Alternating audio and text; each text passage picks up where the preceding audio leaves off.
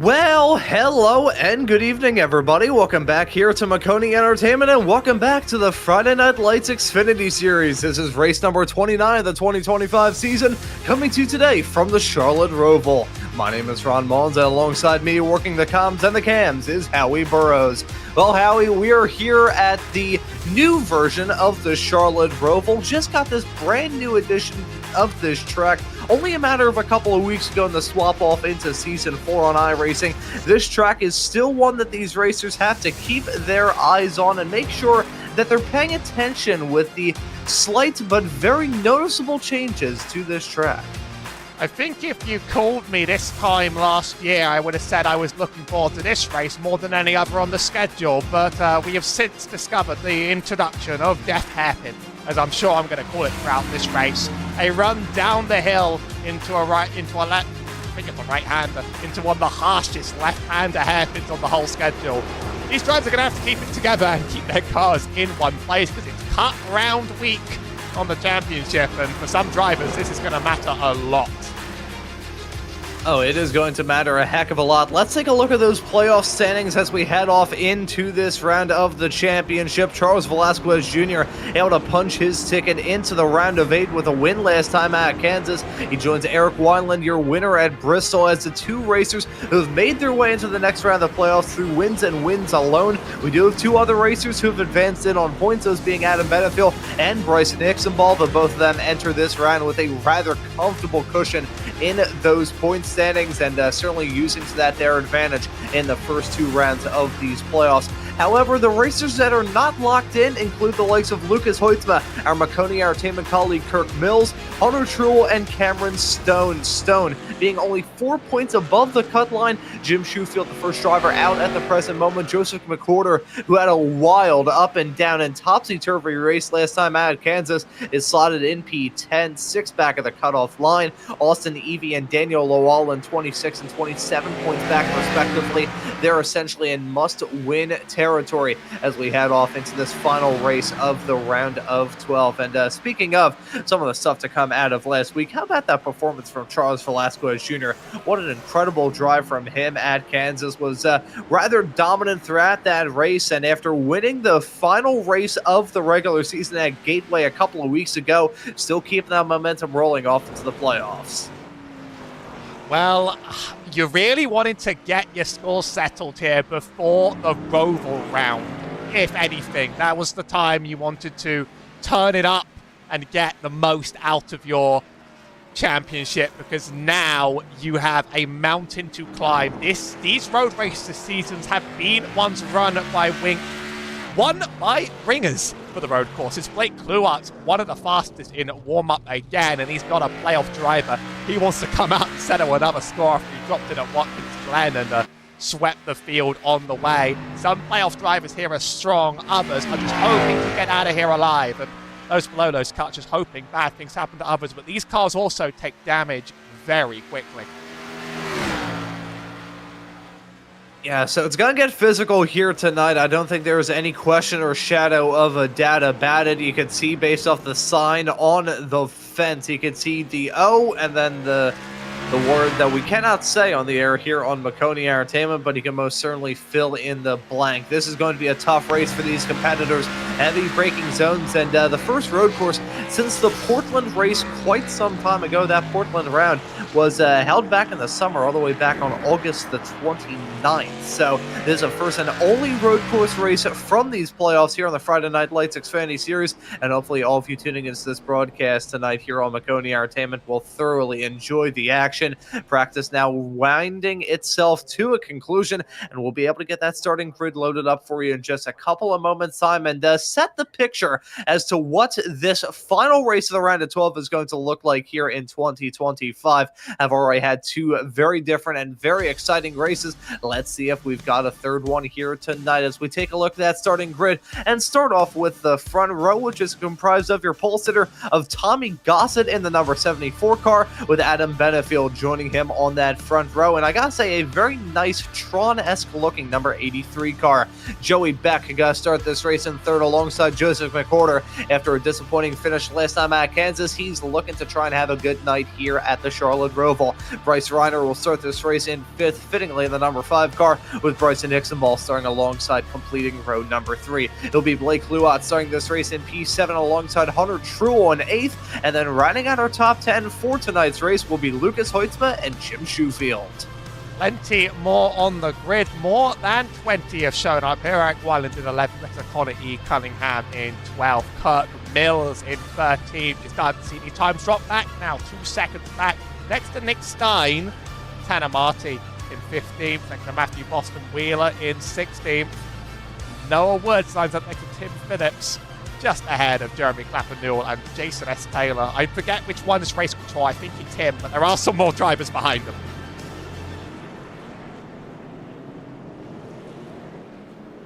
I'll take it. Mason Lowry, Daniel Llewellyn, Steve Benjamin, and Dave Hoytsma do round out the grid. I think the drive rows might be offset just a little bit. In terms of race format today, we are seeing the return of the random portions here on the track. 67 laps, which I've heard is the new nice on the grid. And with stages at 20 and 40, plus a random chance of 2 more, we might get slowed up by a lot of yellows along the way, but we won't be getting automatic ones in case there is a travesty. Only 3 tyre changes for drivers and a higher incident limit than normal, which is probably going to help drivers get physical out here on the track. Yeah, I think it certainly will, and my apologies for maybe giving you a slight heart attack there, Howie. I realized that my mic was muted as I was going through the drivers outside the top 20. Just want to note the other writing on the side of Jason S. Taylor's car, the other race control man here in the Friday Night Lights Xfinity Series, and just saw that on the side. That was very fun. But I will also say, in reference to the amount of laps here at 67, I've heard that be a bit of a joke nowadays. This is a very odd comment for me to make, considering that I'm only 20. I have no idea what the hell most of these people are talking about when it comes to 67 being a new funny number. See, maybe I'm just like old-fashioned. I grew up on my dad's old Windows XP computer. That was basically my first introduction onto the internet.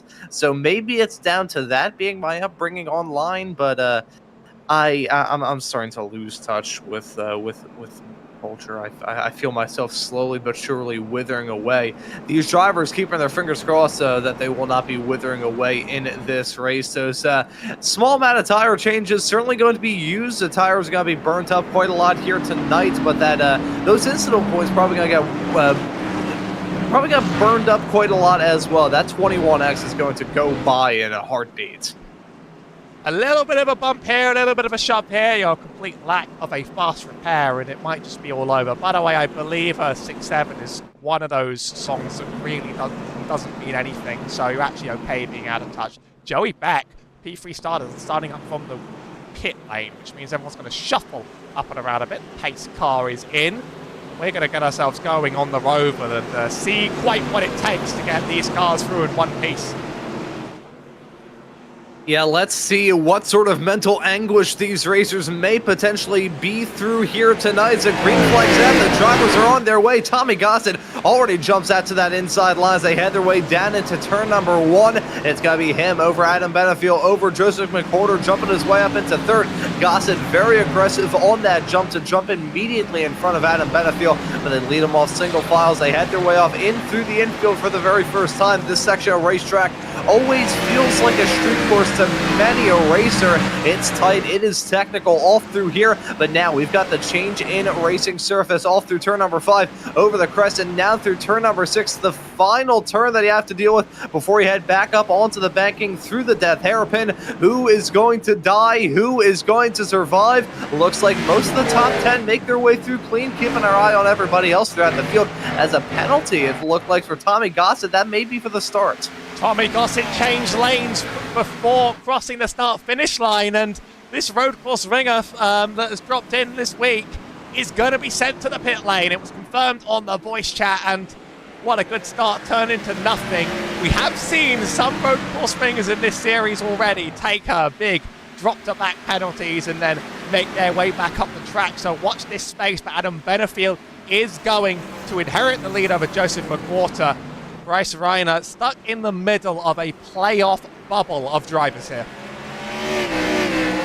Yeah, I would say it's not even a playoff bubble. It's like a playoff nucleus. You got a lot of racers all covered by just about nothing fighting for those final spots. It is going to be a tense evening for all of those racers, whether they're on the inside hoping not to look out or on the outside looking in. There's going to be plenty of drivers looking to have a good night. Adam Benefield, though, already punched his ticket into the next round of the playoffs. He's going to be one of those Championship 8 drivers, the Championship 8 round of 8 drivers, as we have got ourselves a good battle to talk about as we head off into the next round of the playoffs. That is for darn sure. The real question is, we already know 4 of the drivers who are going to be in there.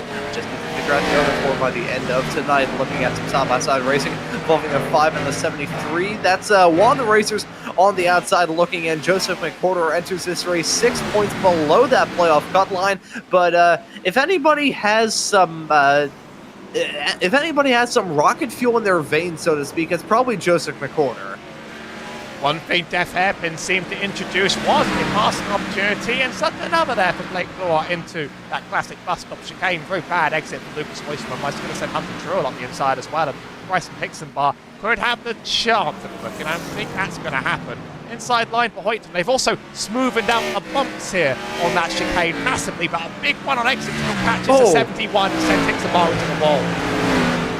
Yeah, Hixenball with a big hit into that safer barrier. That may hurt him quite a lot as we get to the end of this. If anybody can afford to have a rather lazy run, for lack of a better term, through the playoffs, it is Bryson Hixenball, considering he has 7 wins up to this point and has a boatload of playoff points. As you can see, definitely got the bump there. The 87 of Eric Wineland given a love tap, so to speak. That's it's... not really sure the best way I could describe it. That seems about as loving as an uppercut. Thought it was from the car ahead. It was so congested in there, but indeed it was Wineland. Just a small little bump. Cars are going to get stuck. There's Wineland locking up the brakes into the hairpin, getting past Jim Schofield. Nick Stein, though, going to try and get a look in. It seems if you get the outside of that hairpin, not only is it a slow line, but then you had this outside line in the oval, and lines on this oval, they don't really work the same way as they do on the usual oval, because you're not really up to full speed. You pretty much take it flat out, so that means the bottom is always significantly faster, and you don't want to be kidding to the outside, leaving that turn.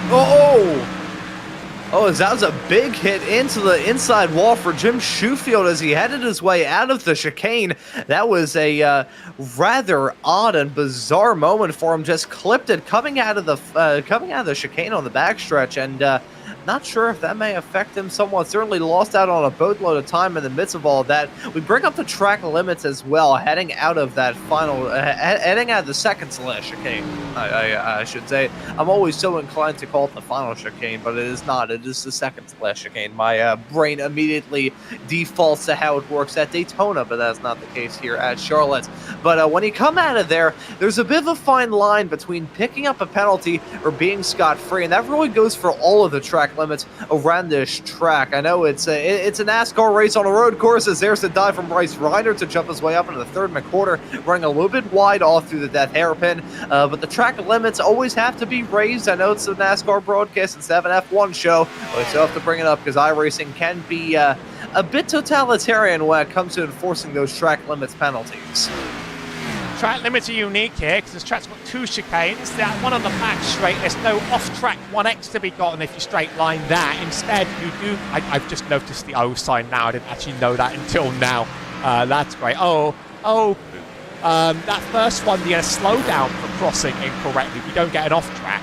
And that second one, you can get an off-track. You go the whole way off, try and cut more than half the car off as you go around. Over 21X incident limit. Thankfully, there aren't too many other places here that punish you for off-tracks, because you can go very, very wide as you sort of enter the infield. You can go quite tight on your entry up into the oval. There's a little bit of grass here and there, but only little bits. You shouldn't be touching too much of it. Eric Wineland having a bad exit, dropping back just a little.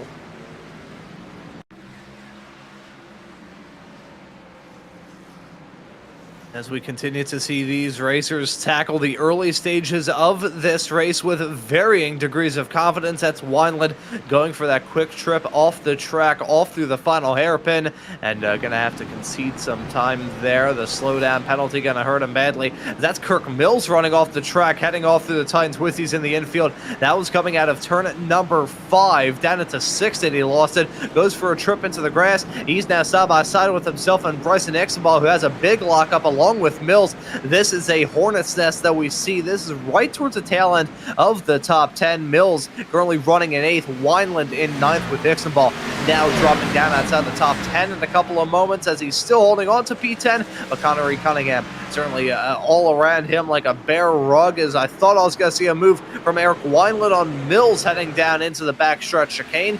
Thought better of it, and Mills going to hold on to that P8 spot from now. If you're Eric Wineland, though, how exactly do you tackle all of this? Because, you already locked your way into the playoffs with a win at Bristol to kick the playoffs off, and you don't have to worry about it too much, but at the same time, keeping the momentum rolling, even though you're already locked into the next round, can be a good mental side of things. I mean, another driver that is locked in, but is struggling as Bryson Ixenball. You just saw him drop mountains of positions. You probably just want to be sharp on a road course. You probably want your skills to still be relevant, because learning how to navigate these cars will sort of teach you anything. A track like this teaches you how to do things very slowly. All right, in that there are no more road courses, but you do have Martinsville just before the finale, so you do have to be a little bit careful. Tommy Gossett's back up to 11th, by the way, after that drive-through penalty, and he's still running. Now stuck up in a line. Connery Cunningham sort of holds him up. Kirk Mills has the inside of Eric Wineland, and anyone that's forced to the outside on this turn has been struggling so far. Wineland's faster than we've seen Ixenball, though. That's going to lead them to battle themselves into the chicane. As we see this battling going on out there on the racetrack, side-by-side racing, going to be the order of operations between these two.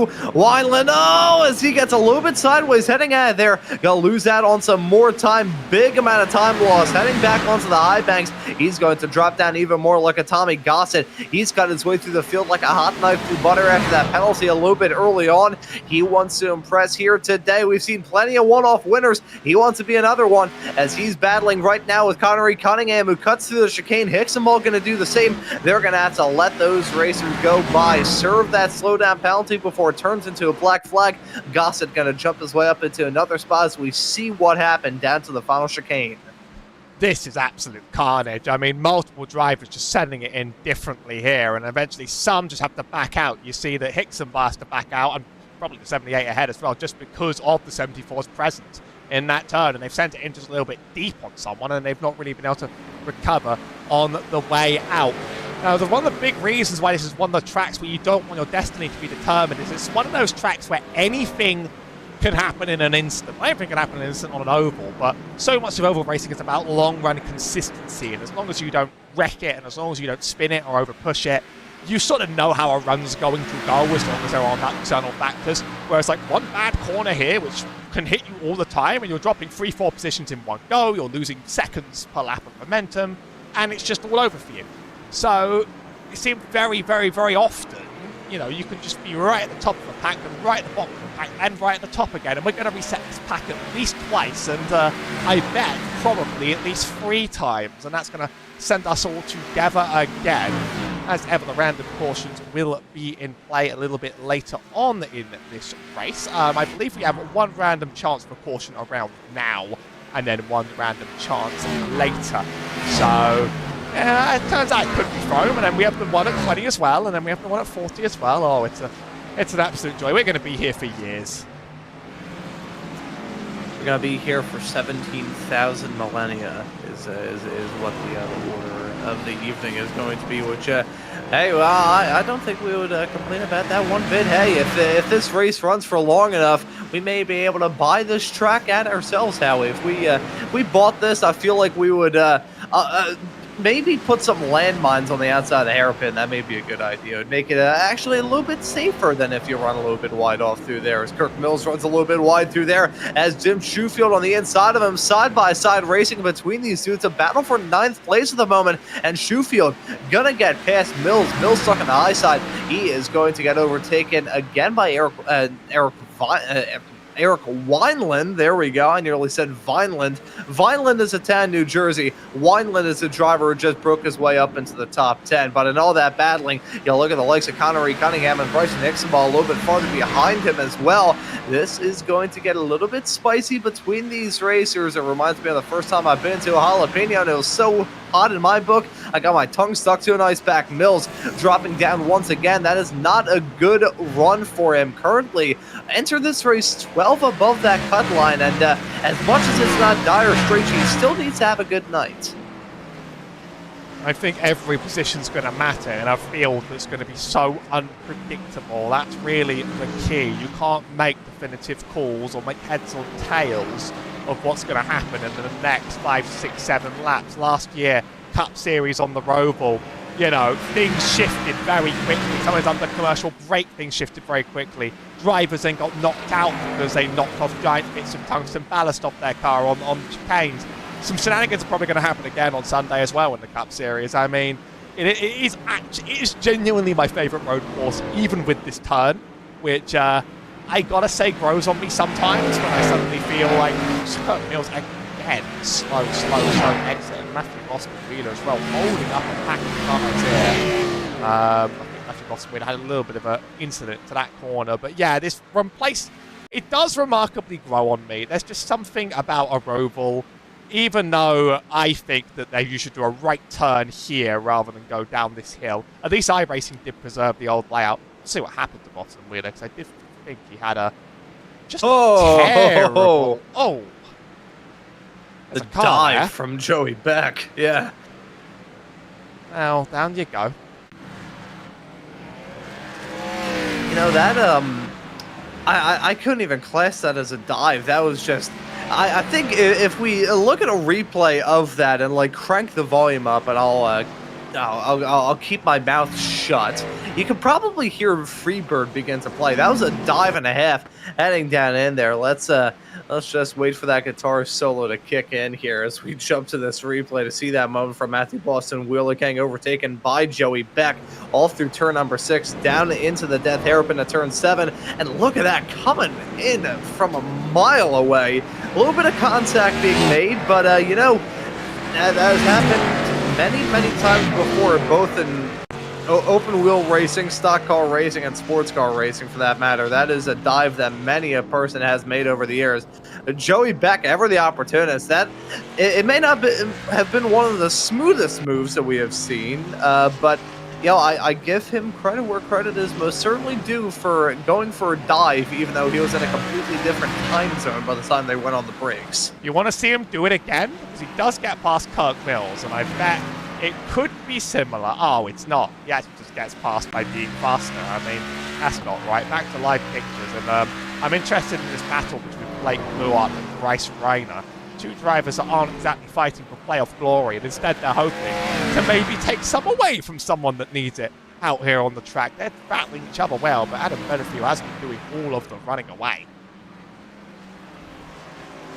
Oh, Adam Benefield. I'm not sure what the deal is for Benefield. I think there's got to be some rocket fuel in that car. He is just driving off into the sunset. Well, was able to get that lead as a result of a penalty a little bit earlier on from Tommy Gossett, who went rather quickly and jumped to the high side pretty much as soon as that green flag dropped, even before they got to the lines. That's why Tommy Gossett is slotted down in P8 presently. But Benefield doing everything that he needs to do to run very good presently, and looks to try and gain even more time as we go a little bit farther along in this first stage of the race. A reminder, folks, stage 1 going to end at the end of lap 20, so about halfway through the first stage already. Adam Benefield still leads over Bryce Reiner, over Blake Kluot. Kluot, a driver who we've seen a little bit of over the past couple of weeks here in the Friday Night Lights Xfinity Series, joined rather late, a late addition into the championship, but ever since he joined Howie, he has been a force to be reckoned with behind the wheel of that number 4 car. especially on the road courses. This is Dave Hoytsma in the pit lane, and I don't think he'll need a scheduled one. This, no, he towed to the pits. Curious if something happened to Dave Hoytsma's car, because he did just tow to the pits. Here's his final moment on the track here. Some drivers, they're getting hit by black flags for a lot of... Ooh, whoa! Can't park there. Another moment for Joey Beck, though. This, I think, caused a little bit of a Constantina effect down the road. That's why the positions jumped so much. Man just decided to have his internet problems kick in at the right time. We're back. So unfortunate there, the internet issues striking at the worst time. That hamster running on the wheel that makes up his Wi-Fi modem, deciding to take a break, and sadly that is going to hurt his chances of doing well here in this race. Already 12 laps in to the 67 lap long race. Adam Benefiel is still your race leader right now. We jump to this battling though. It's the 47 and the 87. It's Jim Shoefield running right behind Eric Wineland. The curb blacks definitely a plenty with Bryson Ixenball running right behind. I'm not sure what the deal is with Bryson Ixenball on these road courses. He's either running very good or getting struck by falling anvils, and there's basically no in between. I mean, the story of Ixenball's playoffs after his first win have been pretty poor, actually. Like, for a driver. No, why did I say his first week doesn't have a win in the playoffs? He had a good race to kind of give him enough points to go up. It was pretty bad at Kansas, and he's sort of stuck in traffic now. He's staring up ahead at Schofield, passing Wineland, and might take the chance back. But I'm curious as to whether our regular season dominator is going to have it in him to actually finish this season all the way to the final race, because you have a couple bad ones in a row in the playoffs will be shrink field again, and he does have a lot of playoff points, but I've not seen the magic from Ixenball that you often do, and Adam Benefield is probably very happy and excited to hear that I'm saying this, that he's outplaying his teammate big time. Benefield might be ready to score a win. A little bit of damage to the front there by the way of Wineland's car, as he's able to dive up the inside of Schofield's car and take that position back. I think some of these cars are getting a little bit janky. Wonder how much people repair them in the pits, because at the end of the day, it's not a huge aero loss. Yeah, now running this racetrack, they're not Formula One cars, so it's not going to hurt you too badly to have some wounds, and frankly, it's rather expected here at Charlotte. It's going to get physical all throughout tonight. It's already been physical up to this point of the race. But yeah, to elaborate on the point that he raised a few moments ago, Howie, haven't seen the same spark out of Bryson Ixenball, that number 63 car, as that is the 87 of Wineland, missing his mark all through the final chicane, gonna drop out of that battle and maybe even fall into the one involving Connery Cunningham and Joey Beck. Look at Beck in that number 95 car. Maybe gonna go for a lunge, as that right there was nearly a disaster, with Jim Shoefield trying to get something working around the outside of Ixenball. Actually, that was Ixenball getting a move done on him off through the final few turns, first few turns, my apologies, and the 47 car having to slide up and get very flirtatious with that outside concrete barrier heading off through turn number 2. Very lucky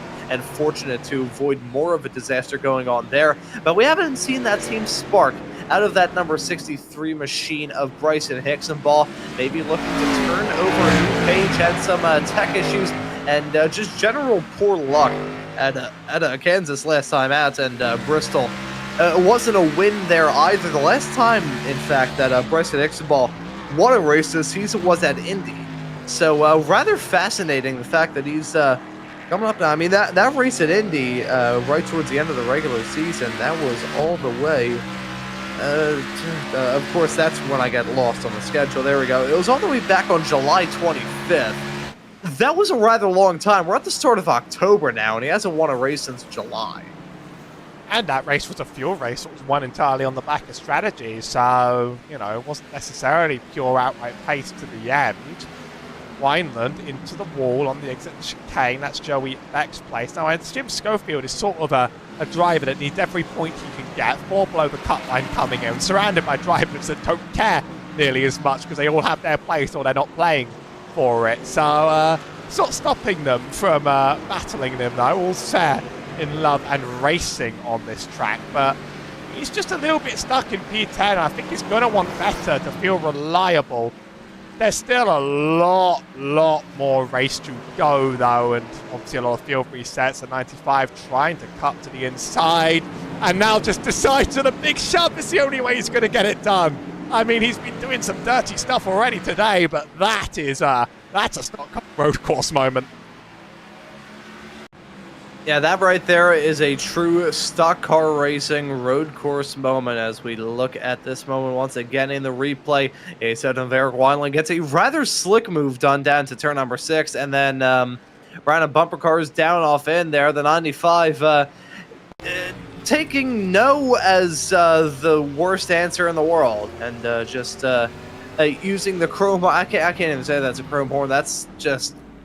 That's not even a horn either. It's not the chrome horn. It is that's a mallet. That's just conk to the back bumper until we got out of the way there. So definitely getting physical here as we actually jump to a battle going on for P2. This is Blake Kluwat and Bryce Reiner battling for the second place spot. As much as Adam Benefiel is driven off to Timbuktu, these two racers still battling for P2 and P3.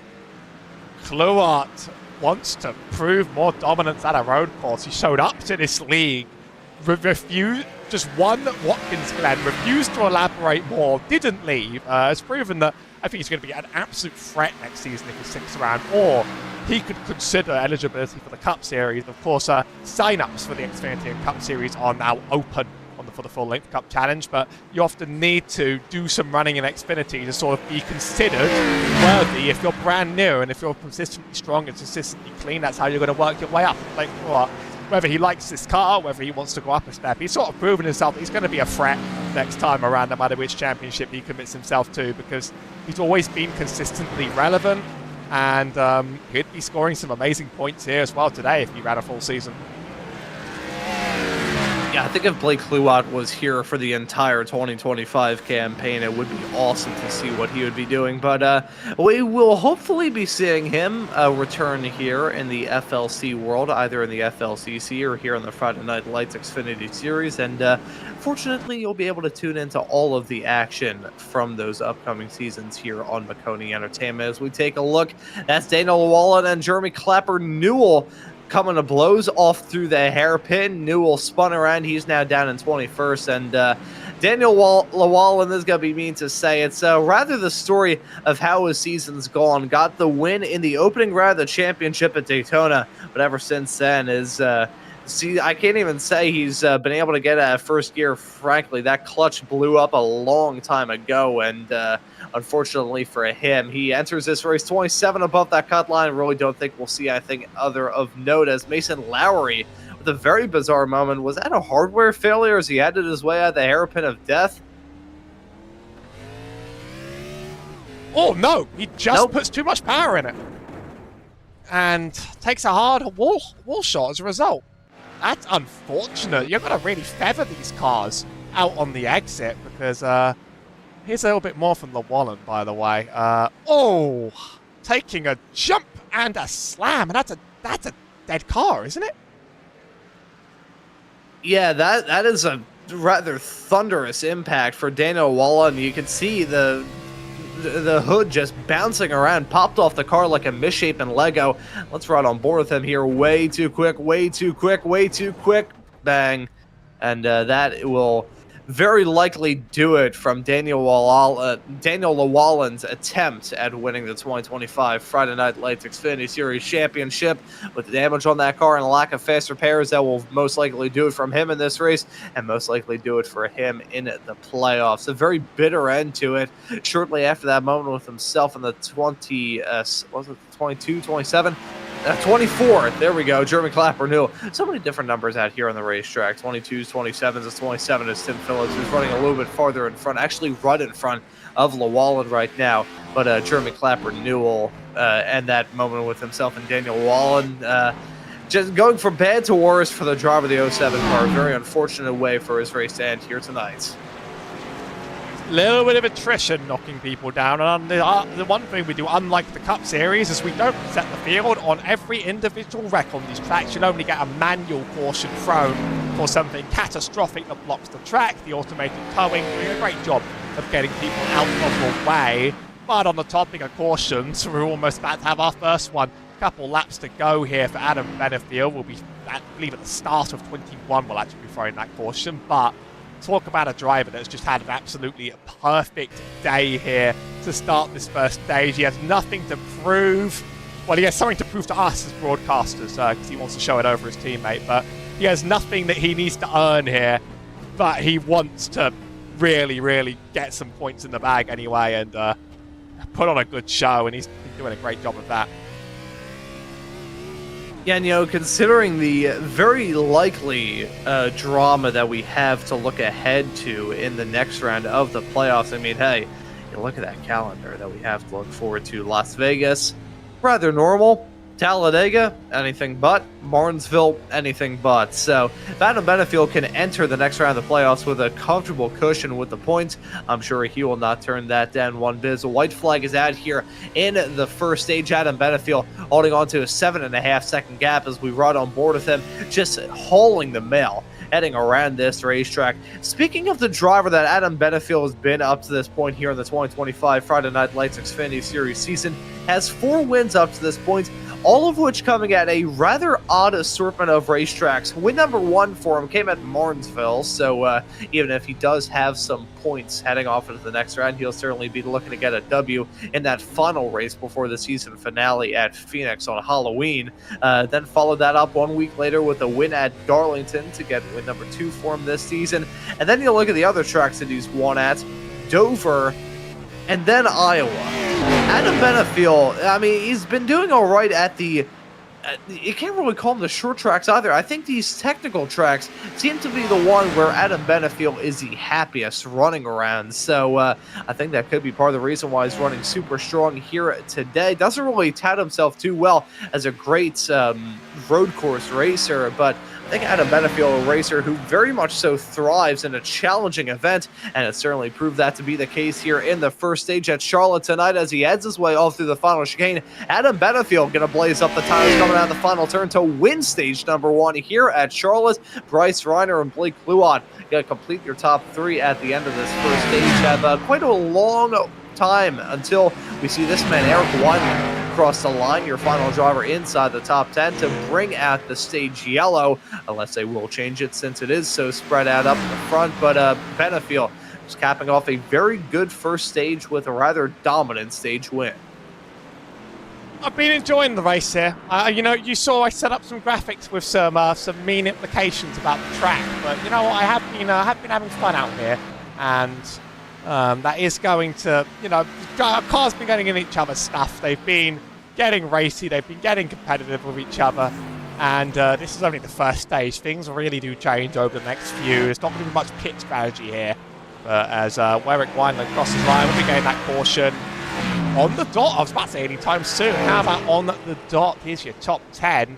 Adam Benefield dominant on the road. Bryce Reiner and Blake Kluot split up the playoff contenders. Joseph McQuarter going to enjoy that points haul. Lucas Hoitzma, Hunter Trull. Next time, Bryson Hicksmar, Joey Beck and Eric Weinland make up that top 10. Yeah, so those are your driver scoring points at the end of this first stage here at Charlotte. Adam Benefield, your stage 1 winner here for race number 29 of the Friday Night Lights Xfinity Series here on Maconi Entertainment. To all of you tuning into the show thus far, we hope you are enjoying tonight's action. If you are, help to hit that subscribe button and the notification bell so you never miss out on any of the racing action. But with the stage break now officially underway, won't have to worry about the strategy too much, as you just said, Howie. This is sort of a racetrack where strategy-wise, it is a little bit of follow the leader with 4 tire sets allotted to these racers. Only 3 changes throughout the race. Everybody's going to be rather in the same step, so to speak, when it comes to the pit stops. I might try and pull a driver in for interview during these cautions after the pit cycle, actually, because quite frankly, time is going to struggle to fly during them. We do get the Porsche pace car out though of course, on these tracks. Adam Benefield running away with it the first time. Curious to see if anyone positions are going to jump in the lane. Obviously, it's not going to be a strategy-filled race. Drivers are very much just going to stop on the dot, and no one made an early stop to try and split the stage and get themselves into early position.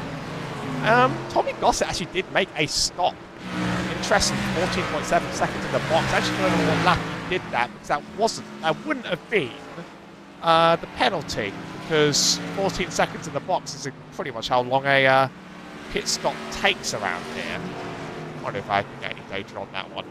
But I don't know if he did that very close to the end of the stage. You don't really lose a massive amount of time. Last pit stop lap, right? So Tommy, he did 18, split the stage. He's going to try and jump himself up to the front. And an interesting call from Tommy Gossett. We'll have to see if that does work out for him. I have my doubts, but again, I said this on a show yesterday, and I'll say it again. I don't usually think about the strategy as much as these racers do. I'm not driving there. I'm not trying to get the W, so I don't have to worry about the strategy. I do have to worry about, just in a different way than these drivers do. But also, I give myself a headache trying to chew gum and walk at the same time. So these racers having to maintain their strategy and juggle chainsaws to figure out what's going to work and what won't is a skill that I do not possess. But you gotta see pretty much everybody make that call to come down pit lane. Tommy Gossett very likely to stay out here. And if he does, I wonder if he will be able to keep it up at the fronts, depending on how things shake out here in the second stage. I think we have some more racers staying out. I think that maybe a lap car that we saw actually stay out there, but everybody else making that call to come down pit lane. Yeah, Tim Phillips staying at the lap car, who broke away from the rest of the field. There he is at the present moment, going to get the wave around. But here we go. Got the first round of pit stops here tonight. Pretty much everybody, with only a handful of exceptions, making that decision to come down pit lane. Adam Benefield going to hit his marks up towards the top of the pit lane, and let's see who's going to come out in first. A rather tough pit exit here with who's that backing up big time right behind? Beck's still not in his Joey box. Beck. Oh, he missed his box disaster in both for directions. To the back with you. Adam Benefield and Bryce Reiner. Joseph McQuarter. It looks like Kluwat is going to jump McQuarter, but Joey Beck, where are you here? Let's rewind this 30 seconds and just see how a pit lane entry can go from bad to worse. I wonder if they actually have him marked as being in pit lane right now, because even then, it didn't look like he was up on the jacks. Stops there. He finally hit his marks. Okay, so they put him up on the jacks. Okay, so I think he's pretty alright, and he has rejoined the racetrack. I was worried whether or not iRacing was going to say, you know what, you failed so many times, we're not even going to give you the dignity of having a pit stop. Very fortunate for him that he does actually have new tires on it. It could have been a hell of a lot better, though, with that very long run down pit lane. Joey Beck and the drama that he gave us in the first half of this first stage. He's going to have to do it all once again. Tommy Gossett up front, like where he started. So I'm okay with the strategy. He thinks that he deserved to stay up front, obviously. He started on pole, lost it straight away. The driver's just asking for clarification right now from race control about when he can restart. Most important thing for him, though, is going to be staying in the same lane. As soon as the pace car's off, he can go, but he is going to have to stay in his lane this time and not cross over, because that saw him getting bumped right to the back and donated Adam Benefield a big run. But Adam was fast, and Gossett was fast as well. I think we're going to have an actual race at the front this time.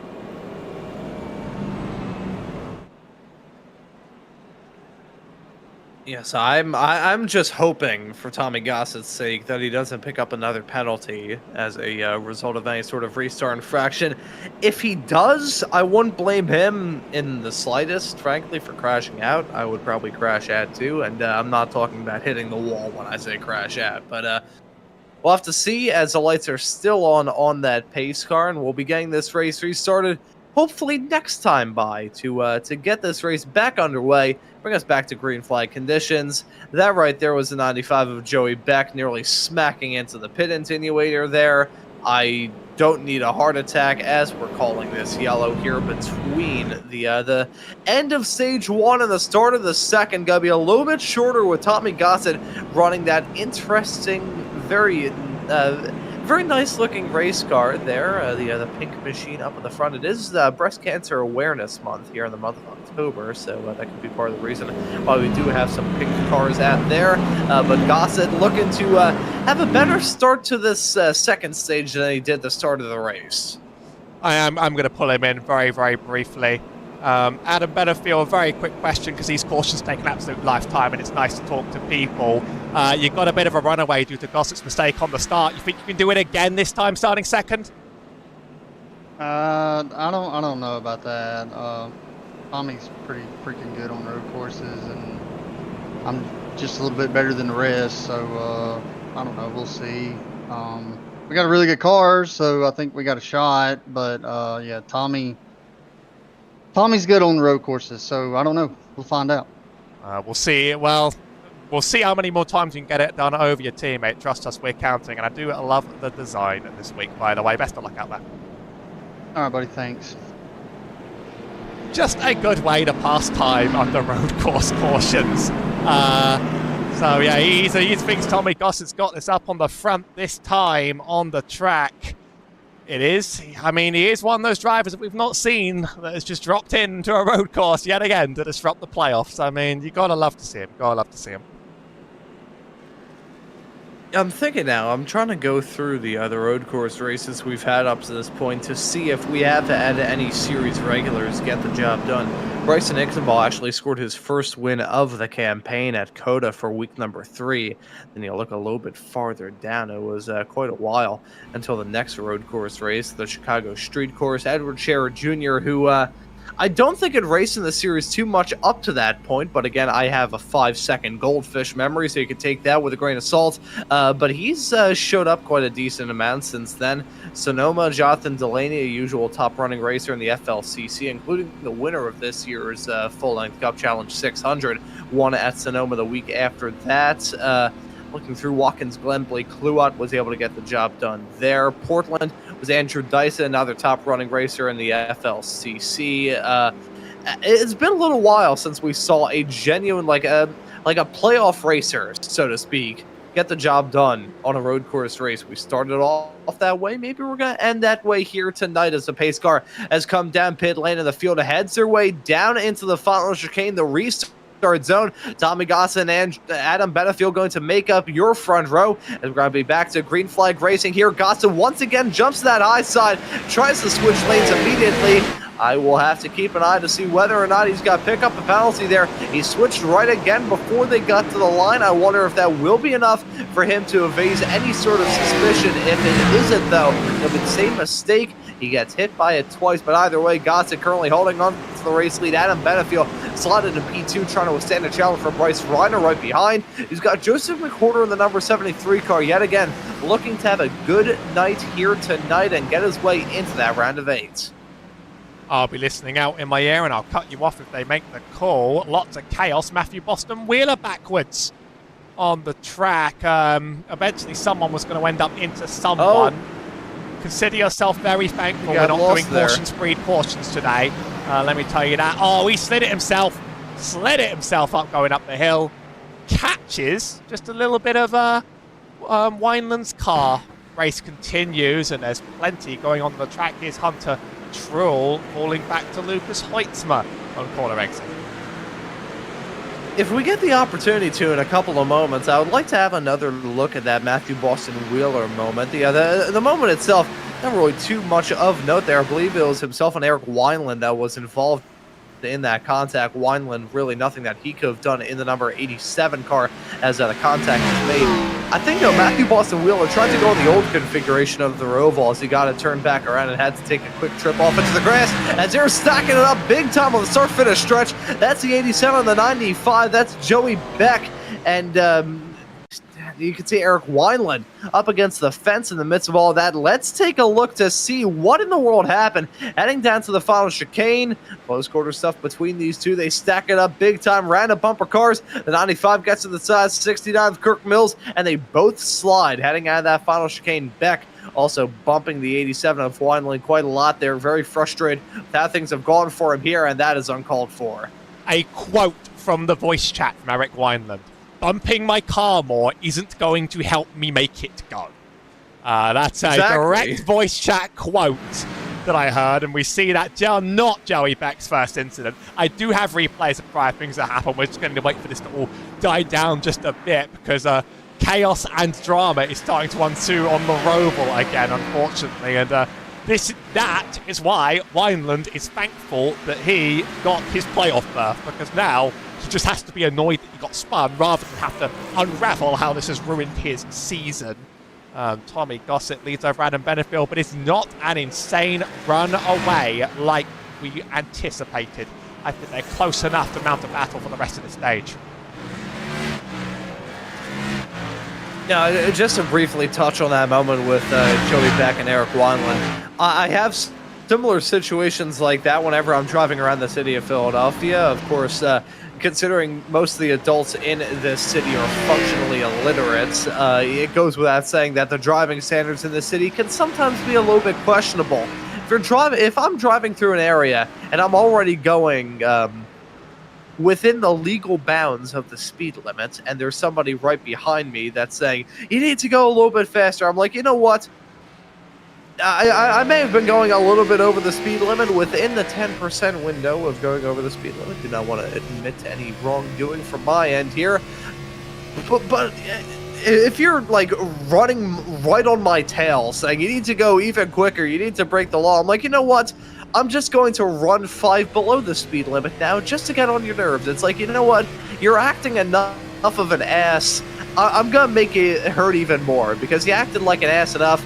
It's a case of FAFO, frankly. If I was Eric Wineland, I would park the bus in front of Joey Beck. Because, I mean, like, I can understand being a little bit, like, ticked off with how things have gone for him. He missed his pit stall a couple of times. He's down well farther back than he probably had in mind and really wanted at this point in time. But Joey Beck just bumping him multiple times as the car was trying to get spun back around the right direction, caught up in an incident that Eric Wineland or Joey Beck weren't really responsible for. It was just bad luck heading off through the final chicane, just bumping the car like 16,000 times as he was trying to get refired.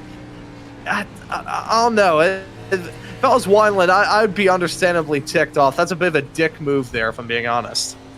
I've never seen you get so fired up over an incident on the track on this series. I'll be totally honest. That felt like that was pure passion coming from the heart. See, I think it may be down to the fact that I am slightly ill, so if I sound like I have Cheerios up my nose, I'm just trying to be what I was as a kid, just shoving Cheerios up into my nostrils.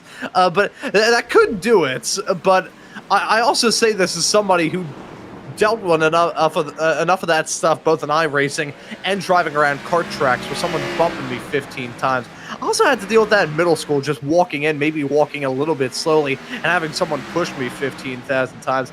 Maybe it's just the fact that I'm usually somebody who just lets people by. I have enough pent-up aggression that if I ever had to deal with that again, I'd probably sock somebody in the nose. Anyways, we got a battle involving the number 63 and the 71. That's Bryson Exenball and Hunter Trull battling for some of the spots a little bit farther, just barely inside of the top 10. Those two running in P7 and P8 respectively right now. I just hope you're not one of those guys that runs too low in pit lane. That's all I'll say, because nothing makes me lose my mind more. These cars don't have their speed limiters in place after all.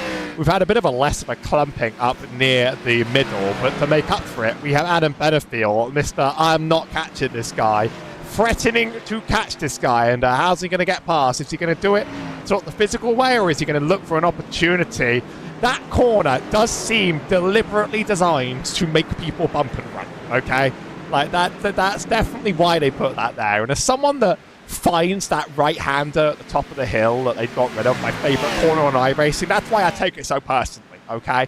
I actually remember driving this in the LMP3 at the start of the season. That's my favourite road car. And I actually thought this is actually quite fun. but I don't want to admit it to myself because that would be like breaking a part of my personality. And did produce some good races last year. I didn't catch up with the truck race today, but you know, I'm going to be watching Cup more likely around here, and I hope it's just as enjoyable all the same. Packs spread out just a little bit more, so might just try and review a few more things that happened, such as Bryce Reiner's restart. He didn't catch a penalty for this. Let's see if we can maybe work out quite what happened here. Lanes are a little bit unusual, of course, on this track, so they didn't deem it as a lane change. You might be able to catch the first start of the race and see what was really different, because here he goes. I think he does wash out on exit, but like, it's Tommy Gossett, not Bryce Reiner. It does wash out on exit. If we go back to I can actually get you the race start for you, and we can sort of maybe see what Tommy Gossett did to actually get that penalty at the time. Going to go low up. Here's what got him the penalty on lap 1. See if there's a difference here. I think maybe they have tolerance for him washing out on the corner exit. Less so than that. That's what got him the penalty, and the earlier one did not.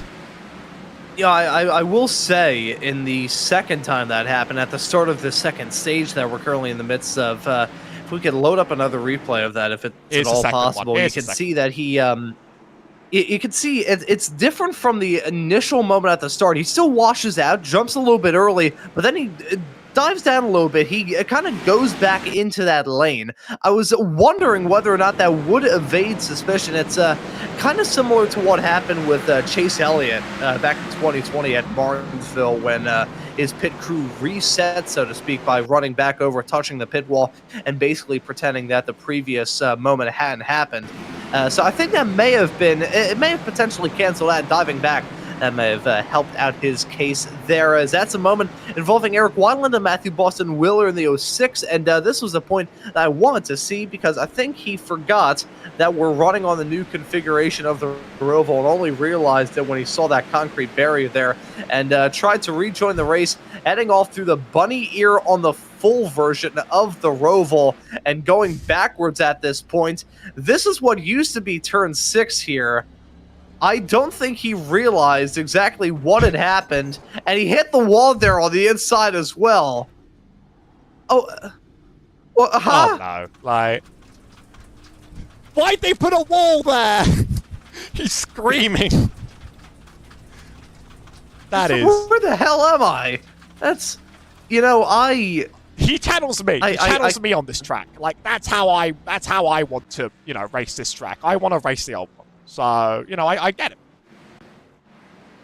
I'm running the old configuration out of protest. Even though I have destroyed the radiator in my car, I am going down without a fight. So, actually, no, I'm not going down without a fight. Going down without a fight would be driving on this regular configuration. But I'll tell you, two drivers who aren't going down without a fight. It's Tommy Gossett and Adam Benefiel, right close to each other, about a quarter of a second separate your front two as they head their way off into turn number 3. So have a decent amount of time left to go here in this second stage. A reminder, folks, second stage yellow going to come at the end, not the start, the end of lap 40. So Tommy Gossett and Adam Benefiel have enough distance and enough time to kick back their feet and really start the battles. Look at Nick Stein with the double whammy coming out of the final turn. That's Nick Stein getting a little bit too much slip on exit, as ever on that tough chicane. It is flatter than it used to be, absolutely. Those big, big bumps from hell have gone, but it's still very easy to fire up the rears on this car, and you just press the gas pedal and just watch everything goes wrong in front of your very eyes. I can relate. I can't get this car around any road course, so, you know, like, I can relate to experiences like that, quite frankly, but that's going to send him back. Eric Wineland and Joey Beck are together on the track again, by the way, united at last. Yeah, no, I'm a fan of this new configuration of the Roval, I will be completely honest, but the two sparring partners from a little bit earlier are back together. The 95 and the 87, you can see the 95, a little bit of a dive out there, the car jerking around a bit. Oh, as he keeps it really tight, heading out of the banking, it's going to keep that number 87 car on that inside line as they head their way down off into the backstretch chicane. The 95 still keeping him on his back, and Wineland, they came to blows a little bit earlier on, they're still battling hard. Look at Joey Beck, I thought he was going to run down to the apron as they headed their way off through Oval 3 and 4, the final real turns around this racetrack before that final chicane. It looks like that's going to be Eric Wineland holding on to that spot for now. He remains in P14, but the fight's still very much on between himself and the 95. I think I will recommend that we keep an eye on these two just because I feel like something may go down. Feel like sometimes fate just brings people together, you know? You can't really explain it. You can't really put words on it. But sometimes two drivers have a little bit of beef. They have a bad day, and then before you know it, they are fighting each other to the death on the track. So Joey Becky's not being afraid of doing a little bit of a bump and run to get past people, but I feel like maybe he might put a target on his back if he does it one last time to Eric Wineland going into the hairpin here on the back. But, oh, he's doing the dive bomb again. Not the first time. Very effective, but it's not going to be very good on exit. And that's really slow, and he's going to lose it back out again to Wineland. Oh, as you can see yet again, a little bit, that 95 car seems to be a little bit unstable heading off through the high banks, whether it be Oval 1 and 2 or Oval 3 and 4. Still just about as jerky with the steering as you can imagine down the inside. Off into the backstretch, chicane contact being made between the two of them. That's the 95 getting that move done over Eric Wineland to jump his way up into P14. Wineland now going to be the aggressor in this situation. Will he go for a move once again? Heading down into the front stretch chicane. Survey says potentially. You can see the damage on that number 87 car as a result of that contact coming out of the backstretch chicane, and still keeps him honest. You can see those racers also driving over the curbs, heading off through the inside of theirs. We take a look at a replay to see the dive from the 95 and the side-by-side racing. The 87 of Wineland had a bit of a trip up all through turn number 6. You can see him having to turn out of it ever so slightly as the 95 smelling blood in the water and gets moved on. So that dive is something he's done before this race. Didn't really work. A little bit of a bump entering the oval, and I want to also see the contact on the other end as they enter the chicane. These two drivers are the ones that certainly know how to get the most physical. It's another dive bomb send into a chicane. This time Wineland's had enough, and he just says, no, you're getting bumped now. It doesn't actually do much, but you can see the fronts and rears of these cars getting jankier with time and them not getting repaired under caution. So they keep coming to blows. This time Joey Beck's been able to run away, though. A second made up already, so that battle's sort of over. Gossett's been able to run away from Benefield. So we're starting to equalise out this field, which is just perfect. So that was, okay, sick drift there into the hairpin. That was Daniel Llewellyn, I think, in the 7. Gonna have to catch that one. But it's been equalising out, which is great because we're due another caution very, very, very soon. Not gotten the random one in time, but the stage one is due. Courtney's in the background, by the way. He's not had a great day. We know he's not got a chance, but a tag of the grass, and I don't have initial D music, and I don't think it can be played on the broadcast, but that is one of those moments where you think that car shouldn't be taking that corner like that, but I love that it did.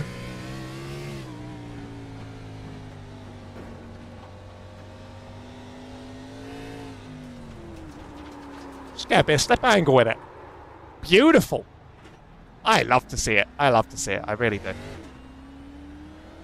Let me see if I can get the initial D. I could do my own rendition of it. Just bound out, and we're off the air. So that's how that would roll. But I gotta say, well held overall from Daniel Llewellyn. Not the best night for him in the 07 machine, but could be a heck of a lot worse. Could have ended right there, but now he's still out there on the racetrack, chugging the laps away. And what has been certainly a race of attrition up to this point. We saw the moment from Mason Lowry coming out of the hairpin a little bit earlier on, just got a little bit too tail happy, hit the throttle a bit too much, looped it around and hit the wall, and that's taken him out of contention. Jeremy Clapper-Newell out of this race, along with Dave Hoytsma and Steve Benjamin, who's down in the pit lane right now, slotted in 23rd. So that's how it shakes out at the present moment. Up at the front, still Tommy Gossett leading by about 0.6 of a second between himself and Adam Benefield.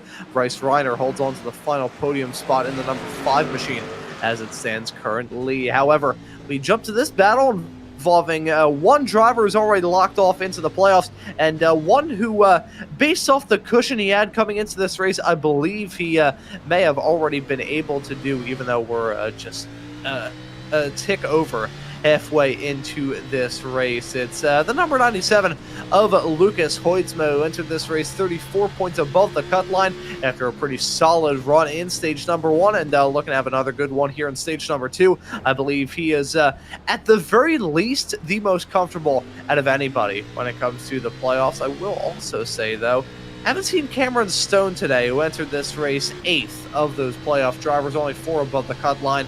So I think that would be good news to Jim Shoefield and Joseph McWhorter, who are now going to be the ones battling for that final playoff spot, unless we have falling anvils come down on the likes of Hunter Truel and Kirk Mills, who entered this race P6 and P7 in the playoffs. So as it stands currently, we got some racers looking just to rack in some more points, others still in a fight for their life to get into that next round.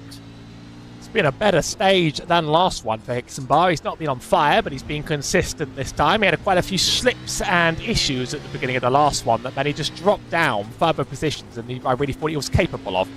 Over here, he sort of ended up where he started, which you probably just want to get done on a track like this, even though it doesn't really matter for him. Hoyt was going to be extremely happy with any position around this region, because it means that pretty much nobody can challenge him and take him out of the playoffs. The fact that he's not lit up in green right now implies to me that literally if he failed to qualify and then all of his rivals, like 1, 2, 3, 4, like he'd be knocked out. But other than that, he was his position was pretty secure in the long run. So he's pretty happy being where he is in 6th. Going to enjoy holding off Bryson Hixenbar, though. I mean, racing here, it is certainly can get quite fun holding someone off.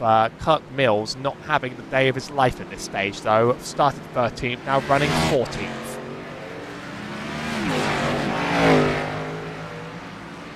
Yeah, I don't think that Kirk is living, laughing, or loving presently, running down in P14. That right there was probably one of the worst things I've said in my entire time covering this series ever since we started here back in April. Oh boy, that you can actually add in a small little trademark to that. That was so dumb that it was actually brilliant. But it's certainly not the best stage run from Kirk Mills right now. Slide down in P14. Frankly, with the points that he had, he just needed to avoid getting either abducted by a UFO or struck by a falling meteor, and ain't able to do both of those up to this point. And Kirk holding on to a good spot. And speaking of Kirk, you can catch him and our Maconi Entertainment colleague, Mr. Justin Prince, on call for the full-length Cup Challenge here at the Charlotte Roval for the final race of the round of 12 for the Cup Series tomorrow night here on Maconi Entertainment. And stay tuned for all of the action that we have got every single week. It sometimes feels like every single day, and even multiple times a day here on Maconi Entertainment, always here to bring the action to life. But as we get to the end of this stage, it's still Tommy Gossett leading over Adam Benefield. The gap slowly but surely eking out between those two, to invoke a little French, as we still have this battle that's going on between Lucas Hoytsma and Adam Benefield for, not Adam Benefield, it's Lucas Hoytsma and Bryson Hixenbar battling for P5 and P6. I'm probably never going to have to let that go if Adam Benefield's tuning into the show. Every corner here, just a new challenge as you go up and down these hills. Lots of elevation change for a road course on an oval. And it's one of those things that makes it so interesting, because it unsettles the car as you go up and down these hills, and the weight transfers all over the place. That was the joy of the right-hander that quickly followed this, but it has been cut off for that straight line run down the hill. And that new right-hander you have at the bottom of the hill is a little bit trickier than you'd think still. It sort of deceives you in its openness and its tightness, and you want to get your exit perfect so that you can nail the absolute death hairpin coming out on the other end. We've seen people light the car up too much, it's slippier on exit. And so now we run around the oval portion. You can pretty much do this one flat out unlike your average day at the Charlotte Oval because of your entry speed into the big chicane. In real life, you cut this and you have to stop in the penalty box. Over here, it's just a slow down penalty, but those huge bumps, you gain the most speed by riding them as long as you don't take it just a little bit too far. Come up nice and shallow onto the oval one last time.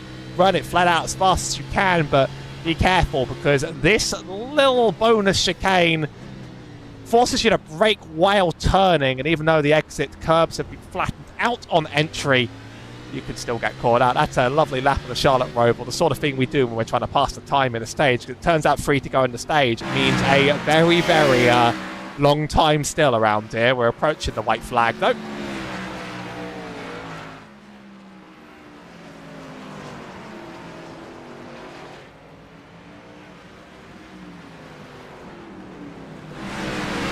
I just see a slow car. I think that's a lapped car there of Daniel Lawada, just letting the leaders through. Bryson Hixenbach could open up a pass here on Lucas Hoitzma's 97 car. He is getting closer and closer and closer, but that traffic's getting in the way now. Matthew Boston Wheeler's lapped up there.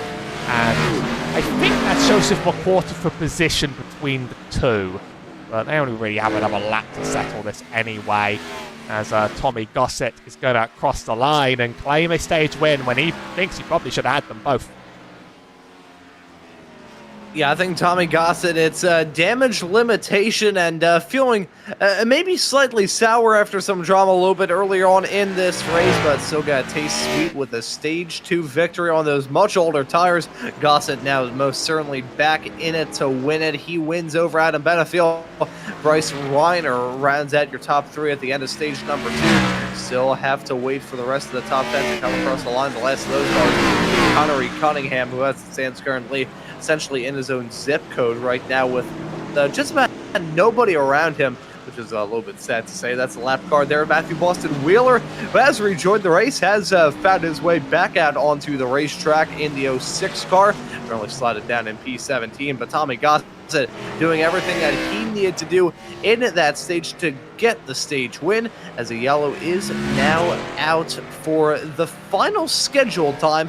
Still have that random chance yellow between now and the end, but here are your top 10 at the end of stage number 2. Tommy Gossett gets a job done in the number 74 car. Adam Benefiel in P2. Bryce Reiner rounds out your top 3 at the end of the stage. It's Blake Kluwat class in P number 4, fittingly in the number 4 car.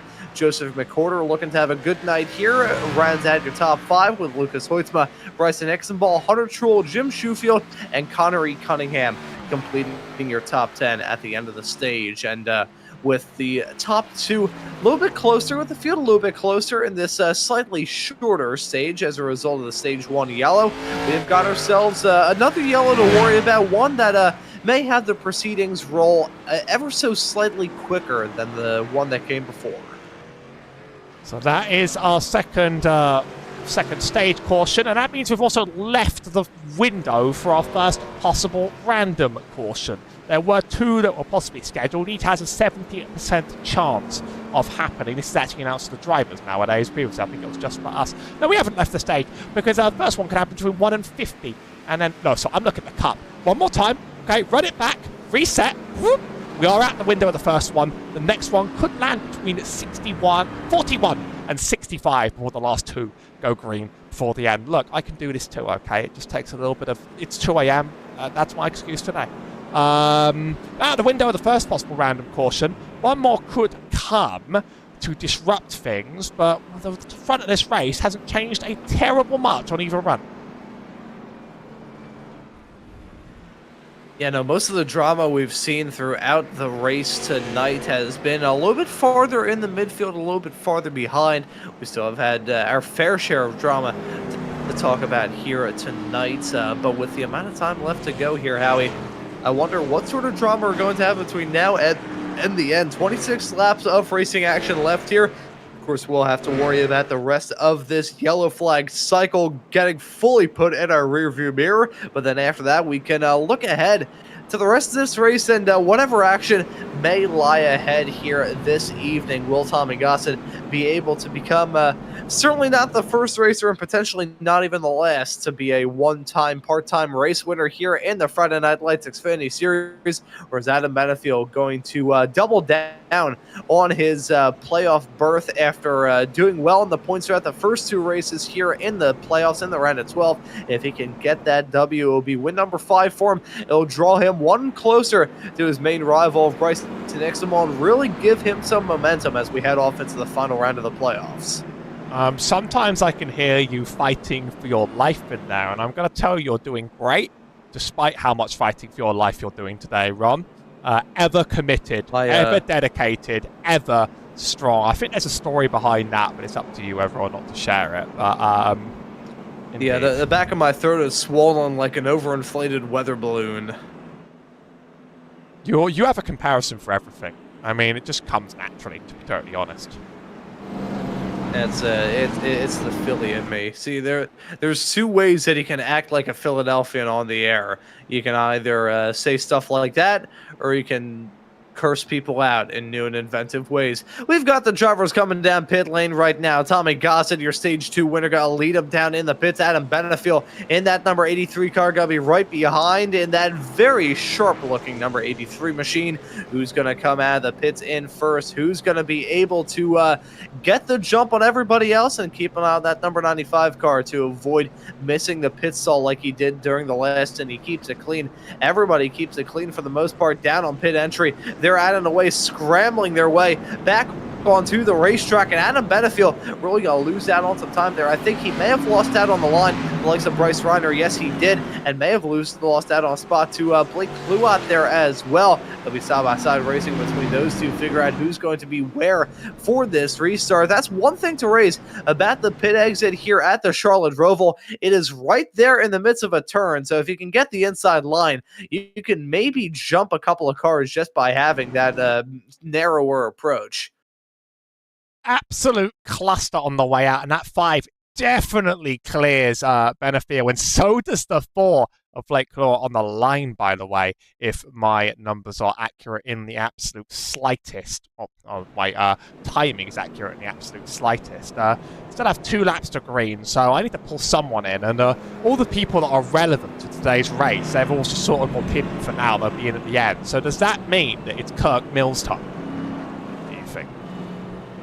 It may potentially be Kirk time. I will say we have a little bit of time. I will let you have an extended chat with Kirk Mills while I go and top off with some water so I don't completely kill my voice by the end of the show. You might have to do the dragging because Discord is acting horrible to me right now. Alrighty, I will do that. I will sing a small little song and dance as I partake of all this. Golly gee willikers. Let me see if I can use the move tool. This is always a little bit tough. I will move. Damage. Oh no, Kirk! Give us something to talk about here. Do you still want me to bring him in, even though he's trying to beat the fender off? Yeah, let's bring him in.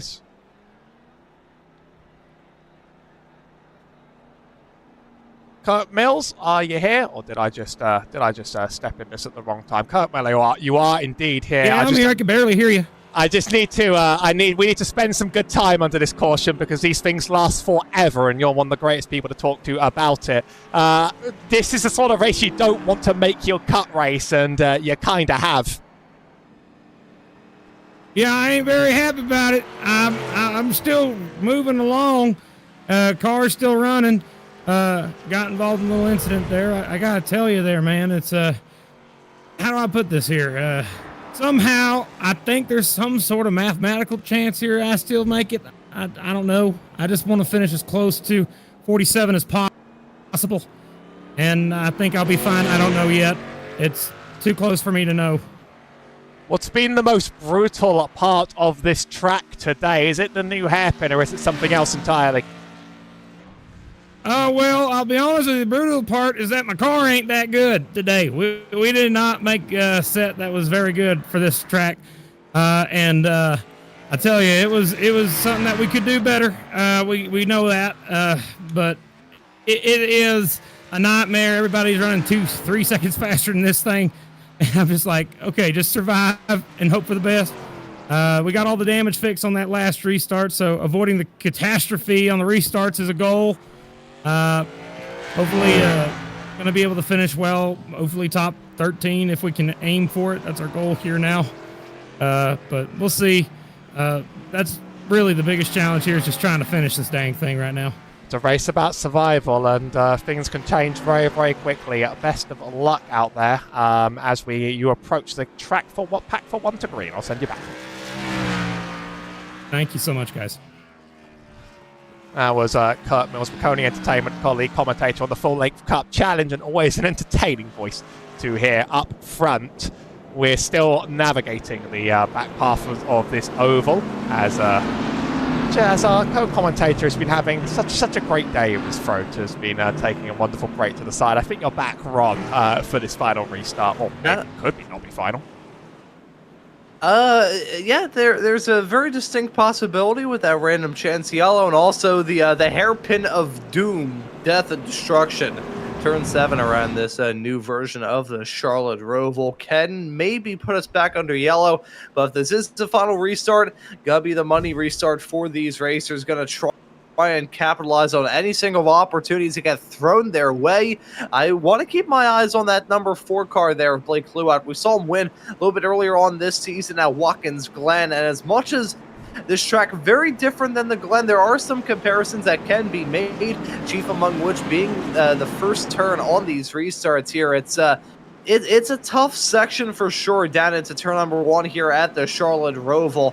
It's you can draw some comparisons between it and turn 1 at Watkins Glen, sort of the same style of corner. It also feels like vaguely downhill as you head your way off through there. Of course, coming off of the banking onto the infield section, off through the turn proper, but even on entry feels a little bit off down in there. So keep an eye on that number 4 car to maybe grab win number 2 for him this season. Would only be the 4th driver from this 2025 campaign to score multiple wins as that pace car down pit lane. We're about to get this race back up and rolling, and that's Tommy Goss to keep it very narrow on the approach. He guns it early, and we are back to racing for the final stage here. Blake Kluat looking to get a move done on the number 5 of Bryce Reiner, and he's got to do it successfully down off into turn number 1. Right as I was talking about the comparisons between Watkins Glen and the Charlotte Roval, your Watkins Glen winner gets a move done at the Charlotte Roval. A nightmare start from Reiner. He went into the wall slippy, and he's slipping and sliding again. Adam Benefield had a poor pit exit, but he might just be gaining some of that back in time if there's another mistake further up front. No, Woods driver we've not talked about there, just getting past multiple times on the outside as well for this final stage. And then, they send it in too deep into the hairpin. A few cars making contact and going around, as I believe that's Kurt Mills into the back of Noah Woods. Almost going backwards and around. Jim Schofield and Connery Cunningham also run side by side for 9th and 10th, as Tommy Gossett running away again with 4 attempts. Yeah, Tommy Gossett utilizing this opportunity to try and drive off into the sunset as that's driving off the track for Connery Cunningham. A spin coming out of the backstretch chicane, and he's got to drop down like a stone thrown into a pond. Look at Daniel Llewellyn overtaking him. Should be known, Llewellyn 6 laps down at the present moment, so that's not a change of spot, just a change of track position. As you can see him looping and coming out of the turn. Very easy mistake to make, to be sure, but a crushing one nonetheless. Fastest lap of the race by Tommy Gossett now. First time taking new tires on a caution stop, and he does want to run away, but Blake isn't slow here. It's actually Bryce Reiner that's holding up Benefield's chance to make a run. The winner of this race between this top 4 is the least consequential race win for playoffs imaginable, but the fact that these top 4 positions are sort of locked out of important drivers with relevance to the playoffs here means that everyone else is going to be clawing and scratching for every single place they can get, being locked out of the best point scoring positions all race long. First driver that really has anything to lose here, I believe, is Joseph McWhorter in P6. Eric Wineland's around, by the way, and I can tell from the volume of the person shouting sorry that involves Kirk Mills. And let's see if your theory is correct. We got Kirk Mills running right behind him, and yep, there we go. Perfect logic there, Howie. I gotta say, we love Kirk here at Maconi. We absolutely do. He's one of a few people on the air who, whenever I'm not sick as a dog, can match my energy and more often than not exceed it tenfold. Kirk operates on a different wave plane. We love him, though. He's absolutely fantastic. And putting in a pretty good performance here in the playoffs. The side-by-side racing with the 97 and the 73. That's Joseph McWhorter and Lucas Hoytsma battling for P5 and P6. That's going to be McWhorter jumping his way up into the the top 5. McWhorter, who entered this race once again, to remind all of you and refresh your memory, entered this race P10 in the playoff standings as being the cutoff race for the round of 8. He's going to look to try and gain some momentum, gain that 6 points to the cut line, and maybe even a little bit more. He's been in front of Jim Shoefield throughout most of tonight, and with Cameron Stone not here this evening, that could very well catapult McWhorter up into playoff contention. Tommy Gossett set 2 fastest laps in a row, and he could be on pace to get a 3rd. So that is how much rocket fuel this guy has put into his car going into this stage. This speed has been shocking throughout this race. It's a 2nd time in a row that a dominant race winner has taken a penalty and just gone, that's a challenge for me to get back up to the top and win again. That time, it's not the fastest lap, but he certainly is running very, very fast. Adam Benefield sneaks past Bryson Reiner for P3 as well. Just want to catch quite how that one happened as we are watching in the background. I think it's just going to be a sneak on through in the chicane. Quite sure how he gets an exit so good that allows him to do this. The 5 just pulls off. I might have picked up a slow down penalty on the exit there by cutting a little bit too much of that, and that's how he ended up there. Bit of a chase here. It's led by Joseph McWhorter. Lucas Hoisma wants to get that place back. And Lucas Hoisma, who does have a win up to this point in the season, that coming well earlier on this championship at Talladega, wants to enter the round of 8 and have a good points cushion. He did win at Talladega earlier on this season, but frankly, placing all of your chips into the super speedway basket is basically like a lottery winner. Oh, I'm going to hold off of that point as a lottery has rolled the dice with a yellow coming out here with 20 laps left to go. The joke was going to be placing all your chips in the super speedway basket is basically like a lotto winner telling you to sell all of your assets and buy nothing but lottery tickets.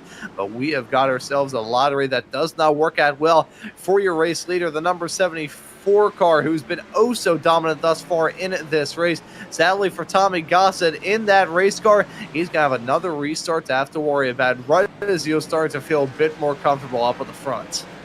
Reminder to viewers, there was a random chance for 2 cautions in this race. There's no incident that triggered that. That was the trigger, and that will be the last caution of the race unless the entire track gets blocked by something horrible happening up the front on this next restart.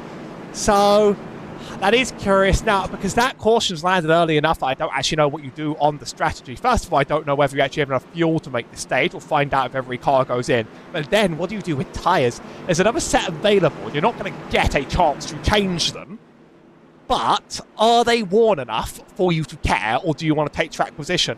I think this has come at such a time that drivers are really going to have to weigh up how they want to take a possible pit stop. Yeah, I think you gotta wonder how bad the tire wear is here, because if the tire wear is catastrophic, those couple laps that they did, oh boy, that I turned into a teenage boy there a couple of moments ago. I went from 20 to setting 12 there for a couple of seconds. My apologies, dogs that just exploded with that voice crack from me. But in those couple of laps that they did under green, if the tire wear was bad enough that there was a genuine fall off for just about everybody, then I could really see the sort of appeal in making that call to come into the pits. Saw Tommy Gossett earlier on this race have a rather, I think it was right at the end of that first stage is when he came down pit lane. So it wasn't the most disgusting difference in terms of tire wear, but it was some. And he seemed just fine in the midst of all that. So I do genuinely have to wonder whether or not it will be a matter of fuel that brings these racers down pit lane or not. If it's not a fuel thing, is anybody going to try and roll the dice and stay out here? That is a very intriguing question. And who's maybe going to put their eggs in the basket of us having another yellow coming out a little bit later on, maybe even on this restart? I think we've had our fair share of luck. We've had good rub of the green with the moments down into the hairpin. And maybe it's time for the luck to run out. Let's just find out, as it looks like we will have at least a few takers to come down pit lane. Yes, we will, but some staying out. bit of a fake out, both from Benefield and from Gossett, but Gossett makes the fake out to go in. Benefield makes the fake out to stay out. Kluart, Benefield are going to stay out, and then there's a few more drivers coming in, so you have to watch these gaps on the side. I'm sorry I can't just solely show these, but you'll see that drivers with gaps are out the track, and drivers with pit are in the pit lane. Now, what do these drivers do? I assume everyone's here for tyres, if some realise they can do this on fuel. So some went for the reset, some did not. That's a very, very weird, like, double fake from the drivers there, because some decided to fake one way and some decided to say it's fake the other. Well, a massive Boston Wheeler just hitting an end of line penalty, I think. So that just was this lap, so that did probably involve pit lane shenanigans somewhere. Very, very curious stuff. I still want to try and catch pit stop, but I've got a lot of data here and a lot to go through, because that's very much split this field. The top 7 staying out. Tommy Gossett makes a stop. And just as we were thinking that this race was going to be rather straightforward to the end of it, you could take that, throw it into a shredder, and throw that shredder into a wood chipper, and throw that wood chipper into the opening of a volcano, for that matter. We are going to be in for a good one at the end of this race as we take a look at the double bluff that went on for many a racer.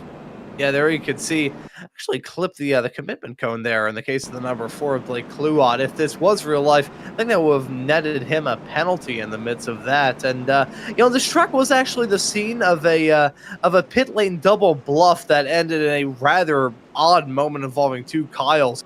It was Kyle Larson and Kyle Busch who were caught chasing each other's tails, heading down into the pits here at Charlotte many, many moons ago, and I think one of them ended up getting spun out in the midst of that. So I don't know what's in the water or in the air here at Charlotte that causes these racers to do that double fake coming down pit lane. Just saw it here at the Roval, and we've seen it in real life as well. There's our difference in tyre length between the drivers. Tommy Gossett obviously made that early stop to try and make up that penalty early on in the race. Both stop on the second stage as ever, but then that's a 6 green flag laps gap between Gossett and Kluart. And you're giving up 8 places of track position at the Roval. I have to assume that he expected something else to happen there and that he's kicking himself being this far back. Maybe the drivers further back are thinking, oh, I can make up some places. But if you lose this win by going from 1st to 8th on a pit stop on a track where it's been hard to pass, I sort of don't know how you forgive yourself, to be totally honest, even if it's not a playoff race for you. I mean, that was a win, and that he was the fastest driver. Alternatively, he could come absolutely flying, like he came flying up through his drive-through penalty. So he's been the architect of unique strategies, and I can't completely write him off. It's just unusual.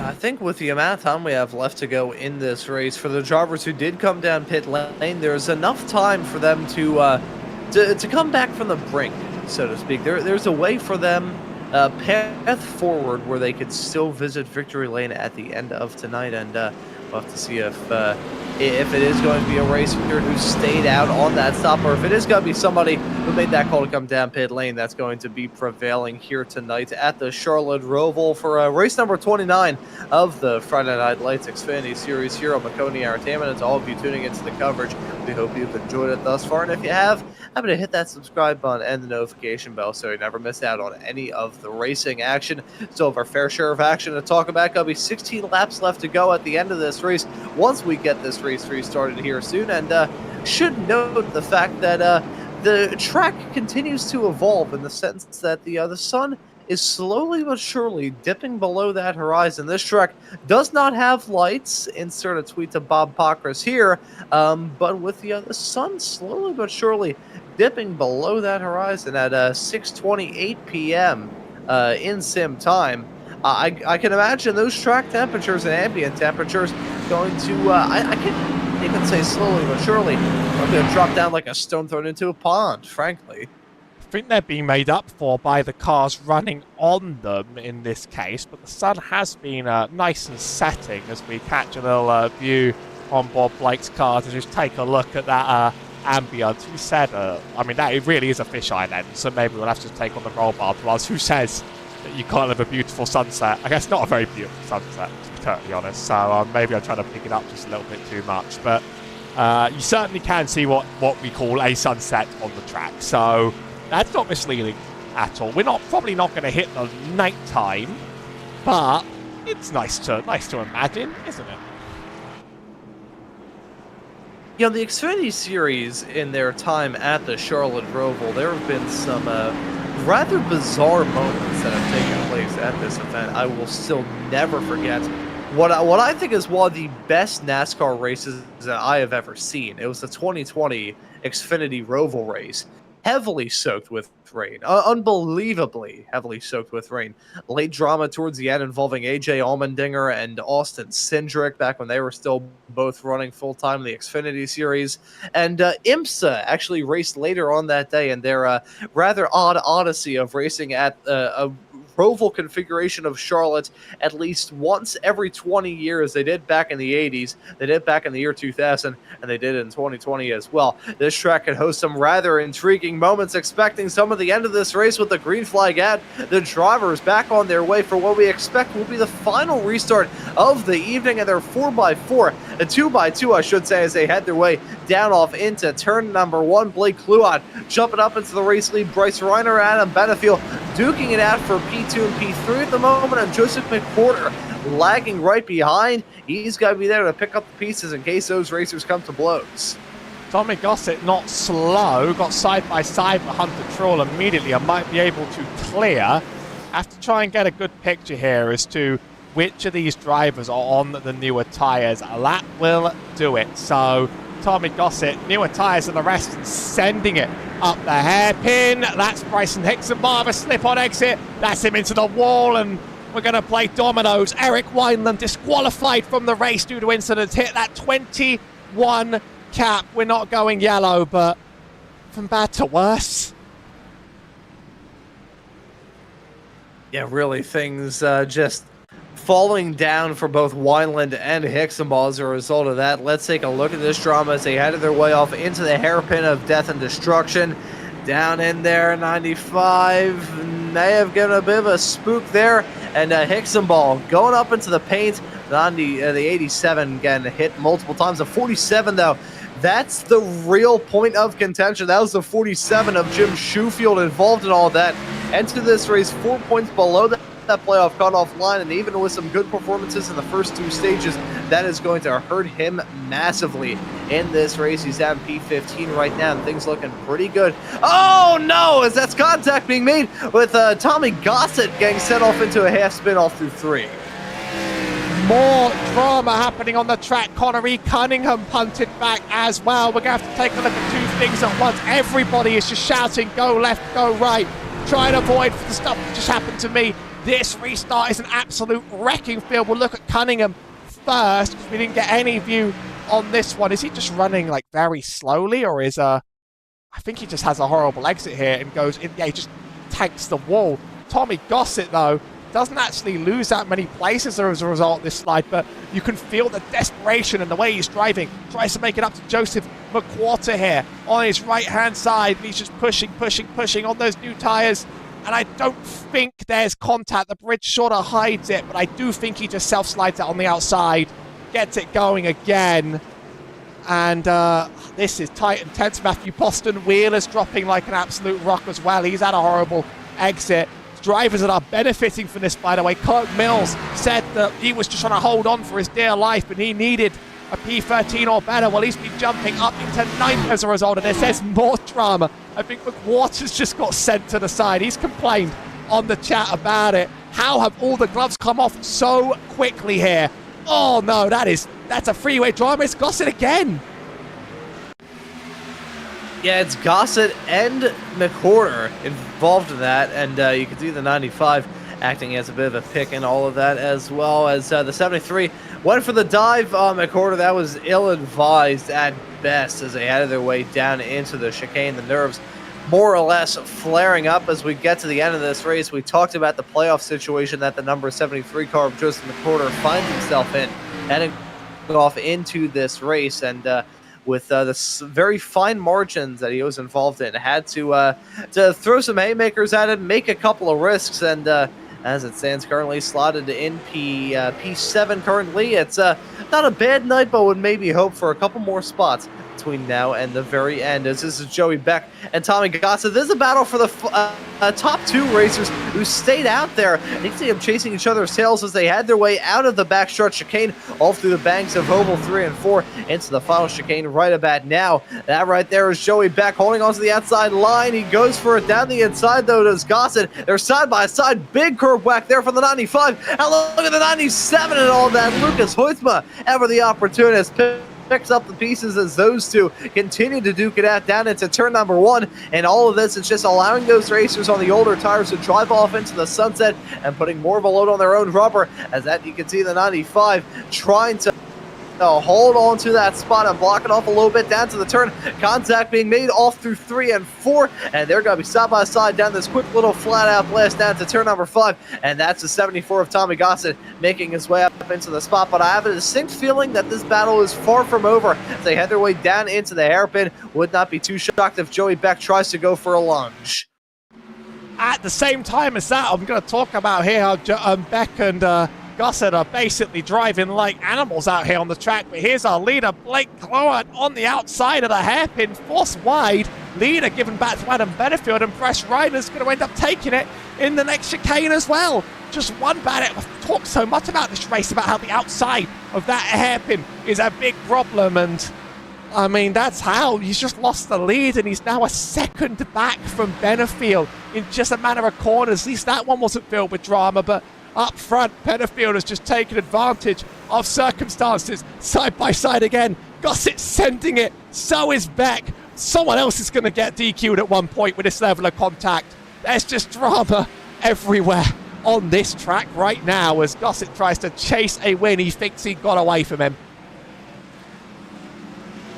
Yeah, now Tommy Gossett has a big mountain to climb between now and the end. 7 seconds of the gap, and right now only has 12 laps to try and get the job done. That is a big, big ask for the driver of the number 74 car.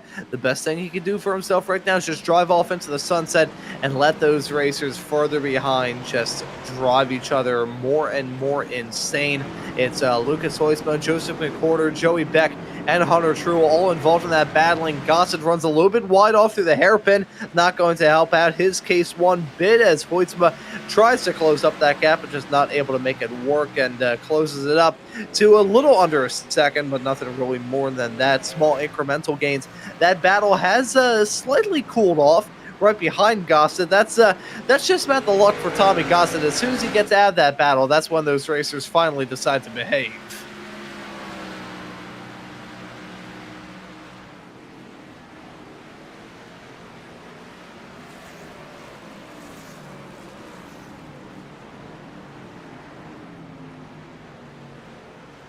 As we look at the lap times that these racers are saying between Blake Cloat and Tommy Gossett, looking at the lap times from these competitors, who's going to be able to come out on top on this lap-to-lap, race-by-race battle. It is going to be intense to see whether or not Tommy Gossett can catch up. I think it is very tough to try and make it up. He's made a second, though, in the past lap alone, Howie. 7 seconds last time by, heading off through turn number 4 into 5.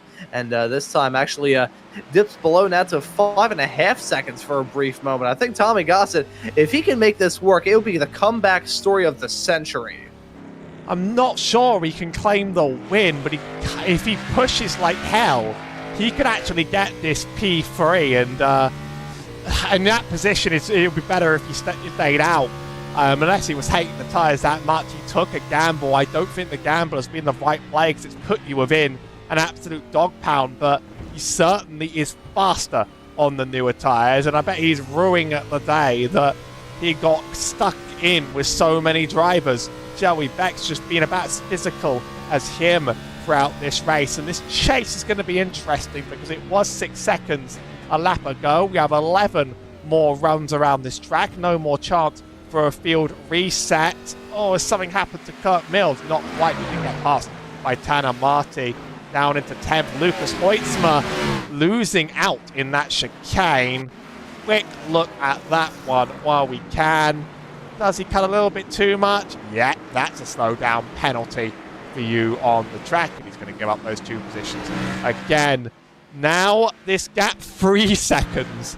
Wow, Tommy Gossett is flying like a rocket here. 2 seconds difference. That Kluart must have had one of the worst first sectors known to man for that. You know, he really has. I've seen that gap between Blake Kluart and the drivers a little bit farther up the road. It went from... I can't even say ballooning out, frankly. It's like putting a marshmallow inside a vacuum chamber, frankly. It has been expanding at a rate of knots, and Kluart just not able to keep the speed rolling in that car. I wonder if the tires are maybe a bit on the done side in that race car. It'd be unfortunate for him. Maybe that's a commentator's jinx as well, because I didn't say that he had a good shot to get the W here, and that's usually when a racer's race goes to hell the quickest, is whenever I say that they have a good shot of doing well. Kluart now getting reeled in by Tommy Gossett at the rate of firmly a couple of tenths every sector, and nearly over a second on average every single lap. Another lap, 2-second gap. I mean, I think Blake might have cut the chicane on the lap before because he didn't have a valid last lap time, and then that could have slowed him down again in the first sector. This time around, I mean, Tommy's hunting him like an absolute hawk out here, but getting up to him and getting past him and then getting up to and past the rest of the drivers is going to be a challenge because Blake's 5 seconds back from Reiner. I don't see a race win on the cards here for Tommy Gossett, but maybe he'd like to just talk to us in the interview booth quite that badly. Joey Beck still in this battle with Hoytsma and McWhorter. He's bumped around with plenty of drivers here today on the track. He's been up and down the course. He's going to come home with quite a good day, but some of the things we're seeing from some of the road course ringers today, it makes me a little bit scared for the Full Length Cup Challenge. Yeah, that's going to be a very good race. Maybe a bit on the hectic end tomorrow here on Maconi Entertainment. Of course, you'll be able to tune into that action same time, same place at 8:30 p.m. Eastern Standard Time for that final race of the round of 12. For now, though, we've got the Xfinity final race of the round of 12 to worry about, and the playoff drivers sprinkled evenly throughout the field, for lack of a better term. As it stands currently, I wonder, with about 8 laps left to go here, if we could maybe run through those playoff racers. Of course, we'll start with your race leader of Adam Benefiel. Holds on to a rather comfortable cushion of 2 seconds up at the front of the field, and Benefiel, after already clinching his way into the round of 8 with a good performance in the first 2 races of the playoffs, looks to keep the momentum rolling as we head our way into the round of 8 starting next time out at Las Vegas. Holds on to the race lead still, and doesn't really have to push it too much. Joseph McWhorter, on the other hand, this has been one of those races where he has been up against the ropes more often than not. Entered this race P10 of the drivers, fighting for the top 8 spots and make their way into the next round of the playoffs. And with 6 points of cushion between himself and the other playoff cutoff line, McWhorter really had to put in a good performance, make sure that he could avoid the falling anvils and just be good. Not a must-win situation, but he just needs to be good. Been good up to this point, has been firmly inside the top 10 all throughout tonight, and frankly, anything that he could do to try and punch his way into the playoffs, he has thoroughly done right now. Hopefully I didn't just throw a jinx his way. Looking right behind Lucas Hoytsma, a rather different situation than the driver a little bit farther up the road from him. Hoytsma entered this race 34 points above the playoff cutoff line, so frankly, your 5th-seeded driver didn't really have to worry about too much as Joey Beck gets a move done down the inside of Joseph McWhorter off into turn number 1, but Lucas Hoytsma able to hold on to a good run all throughout today. Frankly, all he needed to do was have a bodily temperature roughly in the 90s and make sure he didn't crash on turn 1 on lap 1, and he would come out of this race with a berth into the round of 8, and he has most certainly done that thus far here this evening. Holds on to P7 right now. Very good result from him. We look at the car right behind, though. Hunter Truel, bit of an under-the-radar drive from the number 71 car. Entered this race P7 in the playoff standings, 8 above the cut line, and looking pretty solid for him right now, holding on to P8, and you just hang on to the spot between now and the end. I think we'll talk about your Dash for Cash top star a little bit earlier on this season, contending for a very good spot currently. We look a little bit farther behind from Hunter Truel to find your next car in the playoff discussion of Kirk Mills. Now, Kirk was in a slightly better spot than Hunter Truel, but Truel is in a slightly better spot than him. As we actually take a look at a replay of some drama involving Kirk that happened a few moments ago. This was part of the reason why he dropped down like a stone thrown into the pond. As you can see him very slow off through that final chicane. Kirk has had some good runs thus far here in the playoffs, it must be said. Great drives in Bristol and Kansas alike, including leading, and I think he actually won the first stage at Kansas last time out, but sadly for him, not the race that he probably had in mind at the Charlotte Roval. Holds on to an all-right spot presently, P12 of the racers currently, with 12 points being the cushion he had to that playoff cutoff line heading off into this race. And as long as he can keep it on the road and keep it out of harm's way, I think Kirk Mills will make that playoff berth. Probably not by a massive margin, but it will still be enough. Jim Shoefield, on the other hand, I think may be a racer that's feeling the burn. We talked about Cameron Stone, who is a final driver in heading off into this round of the championship. He's not here today, so that will be him essentially forfeiting that spot in the playoffs to at least one racer. And I believe Joseph McWhorter will be him, while Jim Shoefield will not. Been a good drive for him up to this point, been a wild race, has had his fair share of incidents, but sadly I think it may be a little bit too much to chew in the case of the driver of the number 47 car. I think his playoff adventures may end here. Bryson Ixenball, though, despite the fact that by his lofty standards thus far this championship, with 7 wins in the regular season, despite the fact that he's got a wounded race car slotted down in P14, he's still able to race for a championship, as he was able to punch his ticket into the round of 8 with a good performance last time out at Kansas. And only a few more playoff racers left to talk about, and the situation's looking either rather bleak or rather blasé. With the final 2 racers of note. Daniel Llewellyn was in must-win territory heading off into this race with 27 points below that cutoff line. Heading off into this race here at the Charlotte Roval tonight, was actually the last seeded racer in the playoffs, and with him running down at P16, 6 laps down and only 5 laps left to go, I think it's fair to say that Daniel Llewellyn's playoff journey will end here tonight. As much as another racer's journey in this race may have ended with a disqualification, Eric Wineland in the number 87 car was able to win last time. Actually, it was 2 weeks ago, my apologies. 3 weeks ago, in fact, at Bristol. Time flies when you're having fun. The playoff season opener, the playoff opener at Bristol. Eric Wineland was able to get the job done there to punch his way into the round of 8 before he even had to worry about the point situation. So that's how it stands with the playoff racers. Now 4 laps left to go here at the Charlotte Roval. Adam Benefield has extended that gap to himself and Bryce Reiner to the tune of 3 3/10 of a second, as our main attention is currently being this battle that we've been expecting for quite some time. Is Blake Kluat and Tommy Gossett battling for the final podium spots.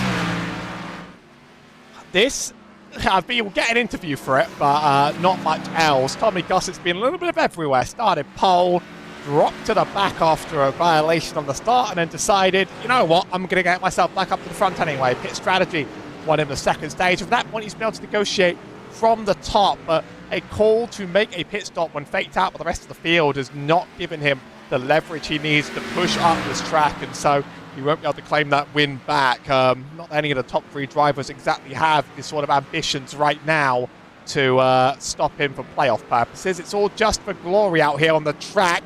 Gossett's getting tired of sitting behind Blake. Gives him a little bit of a bump heading through the chicane.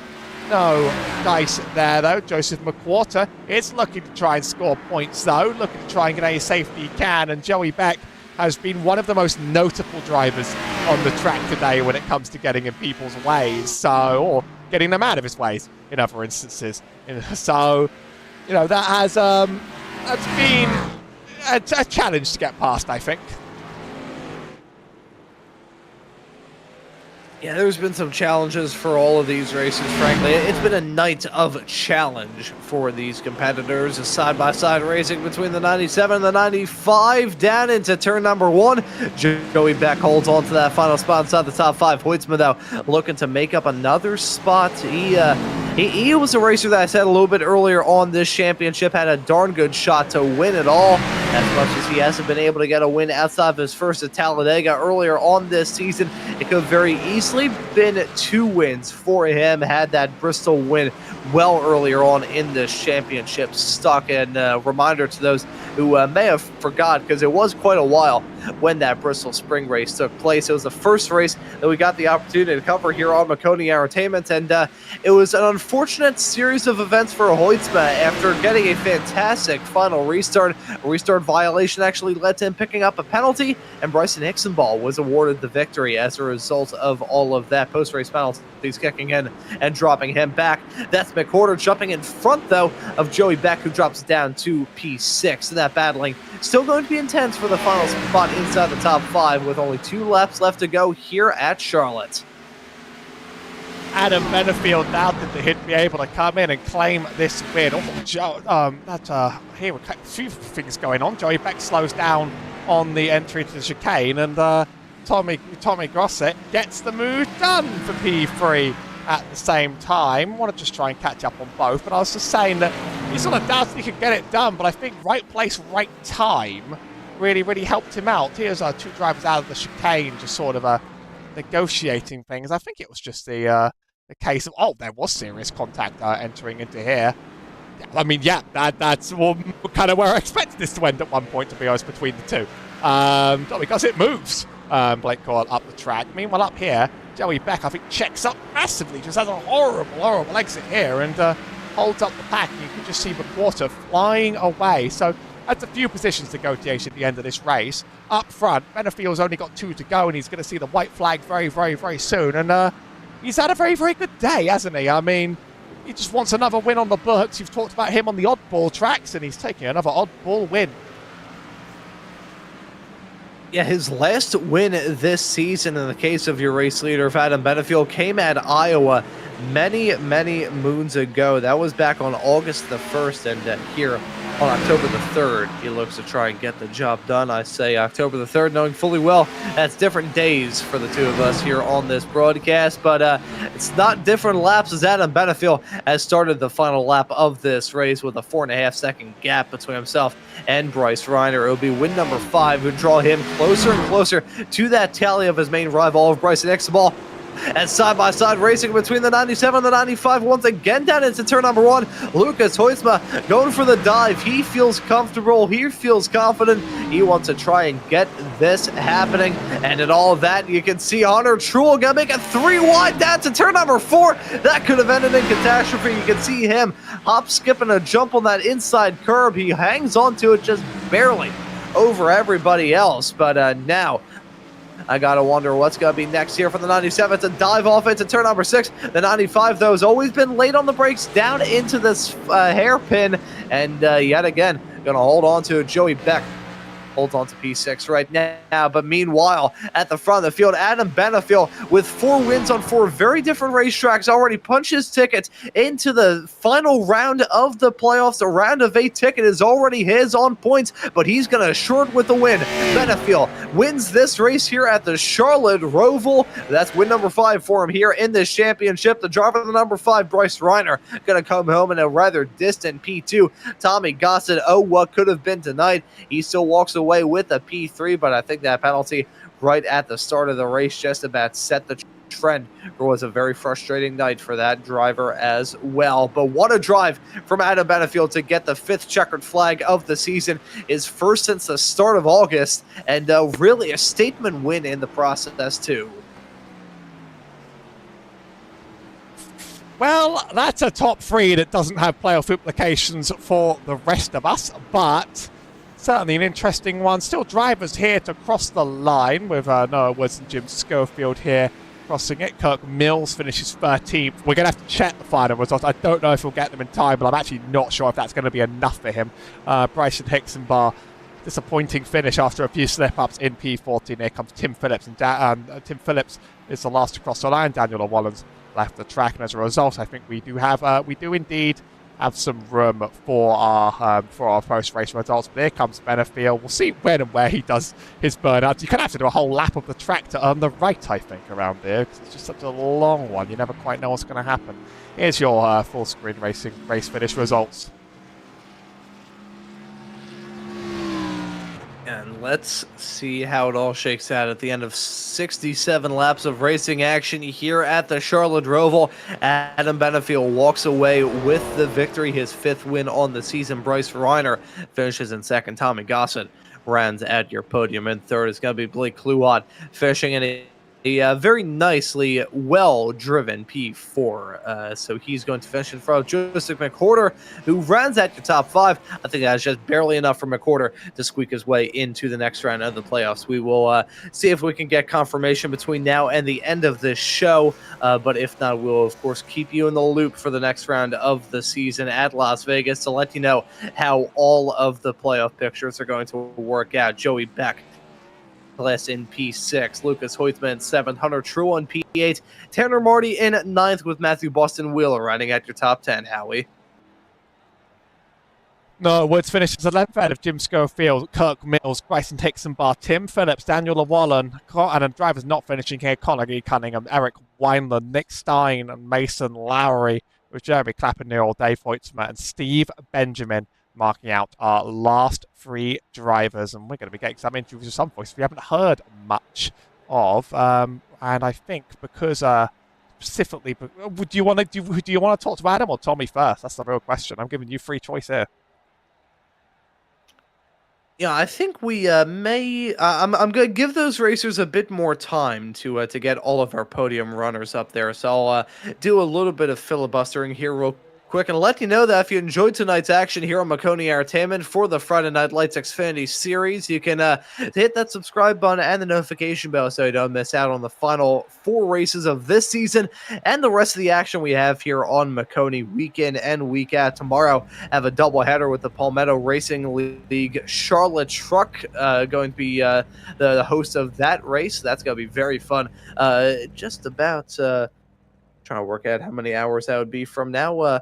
Less than 24. I think it'd be about 20 hours when that show starts. And then tomorrow night, you'll be able to see the racing action from the Full-Length Cup Challenge running at the Charlotte Roval. Door-to-Door Sim Racing League also going to be running at the Roval. You can catch Howie and I on the call for the FF 1600s Monday Strength of Field race. That'll be the action from week number 3 of season 4 of 2025 with the FF 1600s running at Okayama Racers Elite Truck League. Going to be running at Kansas for one of the final races of their season with Aces Up Sim Sports running the 360 winged sprint cars at Lanier Speedway this upcoming Wednesday. So that's all the actions to look forward to here on Maconi Entertainment. And in all of that, yeah, there you can see, scan that QR code so you can see how to bring your action to life here on Maconi Entertainment. And with all that taken care of, we do have some interviews. We have all of our podium runners now officially joining us in that interview waiting area. I think we'll do it in reverse order and get things up and rolling by having a chat with our P3 finisher of Tommy Gossett joining us here in the broadcast booth. Tommy Two-Tone. Thank you very much for that intro, Tommy. Welcome into the booth. P3 for you at the end of this race, which, considering all the setbacks you have, I still think was a very good drive. How was it out there here at Charlotte? Oh, it was a lot of fun. Made a mental error there on the first lap by going wide, so had to battle back from that. But I didn't deviate too much because I was always planning on flipping that first stage and then just making the wrong call pitting. Racing's 3 facets. You got driver, set, and execution, and execution beat driver and set today. So it is what it is. Congrats to Adam. I'm brutally disappointed. So P3 for you at the end of this race. I want to ask you about the challenge of running on this new version of the Charlotte Roval. Just got added in a matter of a couple of weeks ago, and maybe the same venue, but it feels totally different with the changes that they made here. If you're going to run the Roval, this is the best version they've had so far, in my opinion. It lends to more passing opportunities. Before, you could just get stuck and you didn't have a good opportunity to pass. Now with the hard braking zone there and the hairpin coming up on the NASCAR 1, it definitely provides more raceability. And certainly saw a lot of that here tonight. And saw you put on some good moves, cut your way through the field like a hot knife through butter on several occasions, walking away with a P3 at the end of this race, Tommy. We'll let you give any thanks or shout outs before we let you go and celebrate this podium. Yeah, first off, I got to thank God. Without him, I wouldn't be in this position to do this. I got to thank Ken and everybody at Ryco. Ken's got a lot on his plate now. He's back building the B car. So we're here to contend and run away with the B car like we have in the past. Got to thank him. Got to thank Gossip Bus Lines, obviously, on the car. My mom. Without her, I wouldn't be able to sit in this chair all day. So definitely a shout out to that and everybody and all the partners of Gossip Bus Lines and everybody who makes that possible. Awesome, man. Well, hey, thank you for joining us here in the booth. Well done on the P3, and looking forward to seeing you back out there on the racetrack, wherever it is, in the not too far off future, man. Thanks for joining us, and congratulations on the podium. Thank you. And that right there was your P3 finisher of Tommy Gossett joining us here in the broadcast booth. And Howie, I will let you have full dibs on our P2 finisher of Bryce Reiner joining us in the broadcast booth right about now. Bryce Reiner, a pretty interesting race for you. Always near the top, but sort of given quite the berth near the end towards the top three. Talk us through the race. Oh, yeah, consistency is the key to the game, especially in this car, this track. It was a fight to not make any mistakes or any major mistakes, to say the least.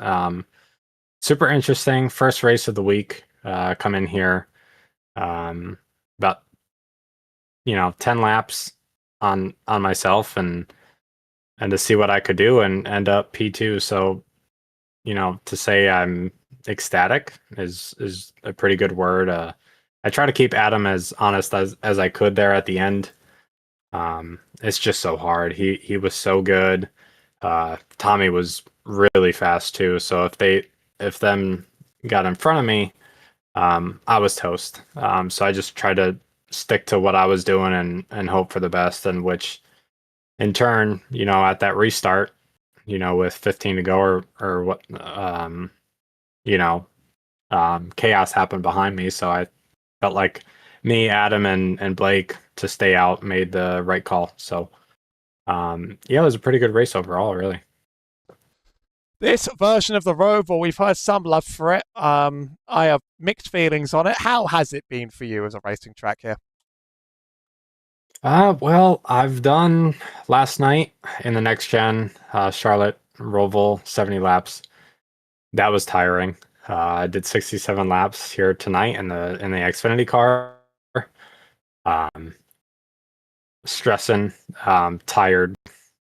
It worked you. Super tough track to get everything down and make no mistakes, like I said before.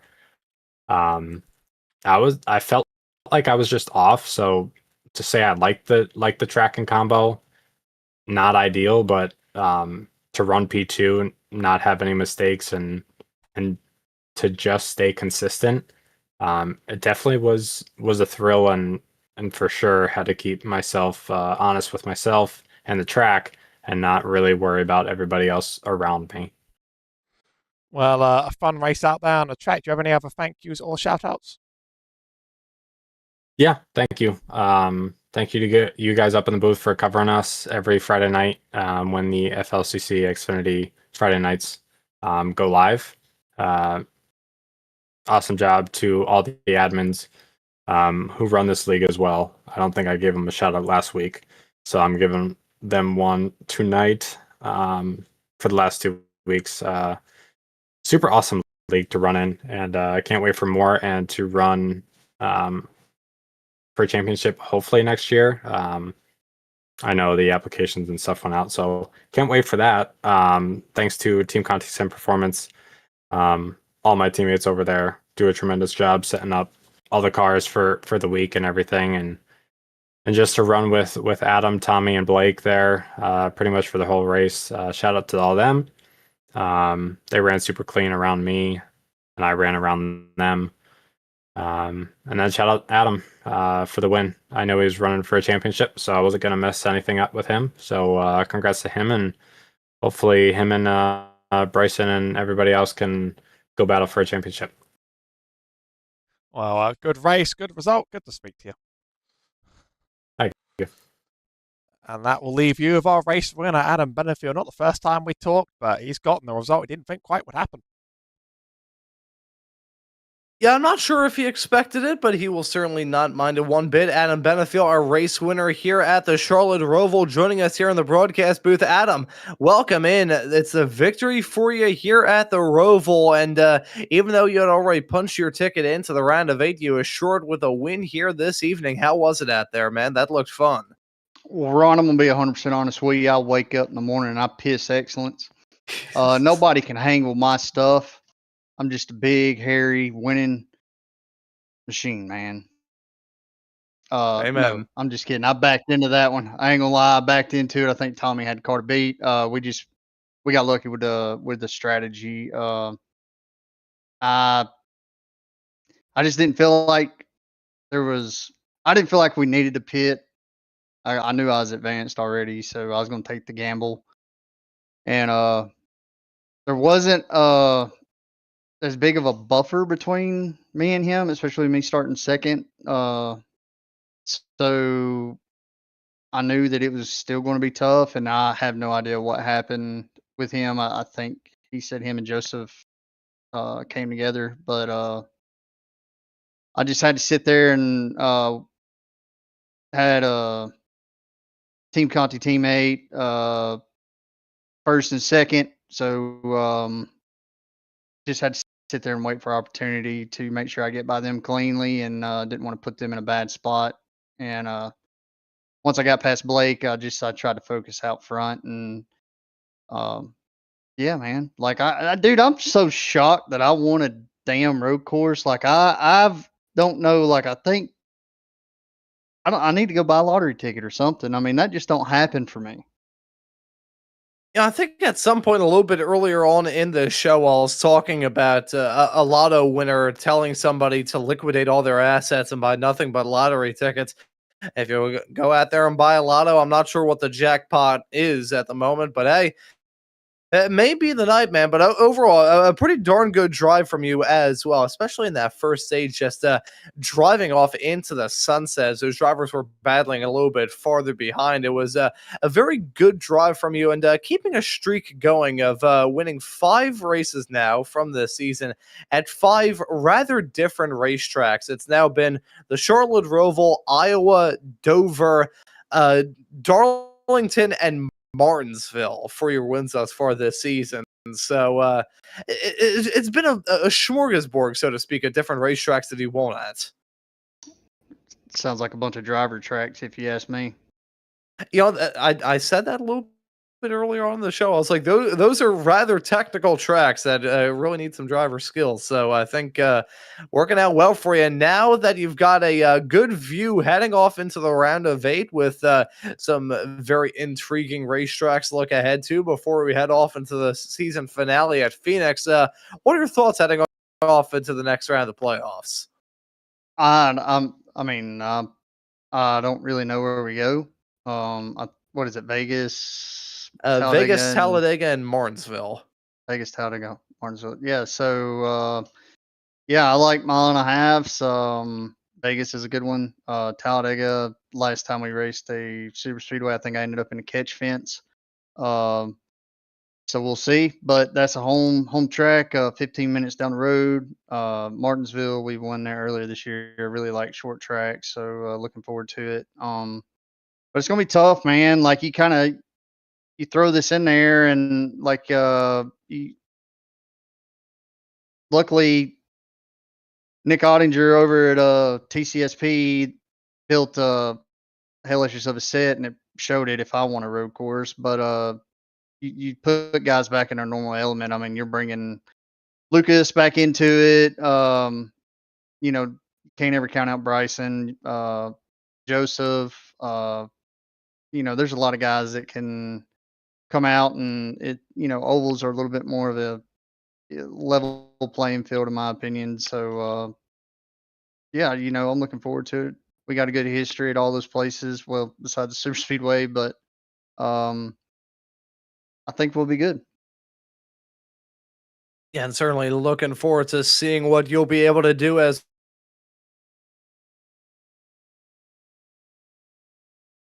to give any thanks or shout outs before we let you go and celebrate tonight's Yeah, win? just everybody at Team Conti, Sim Performance. I got to give a big shout out to Blake. I had a lot going on this week with work, and I did not know what to run, and kind of like different odd and end stuff to do that we had found. And Blake actually sent me a message and gave me a tip on which of our sets to run, and a little something with gearing.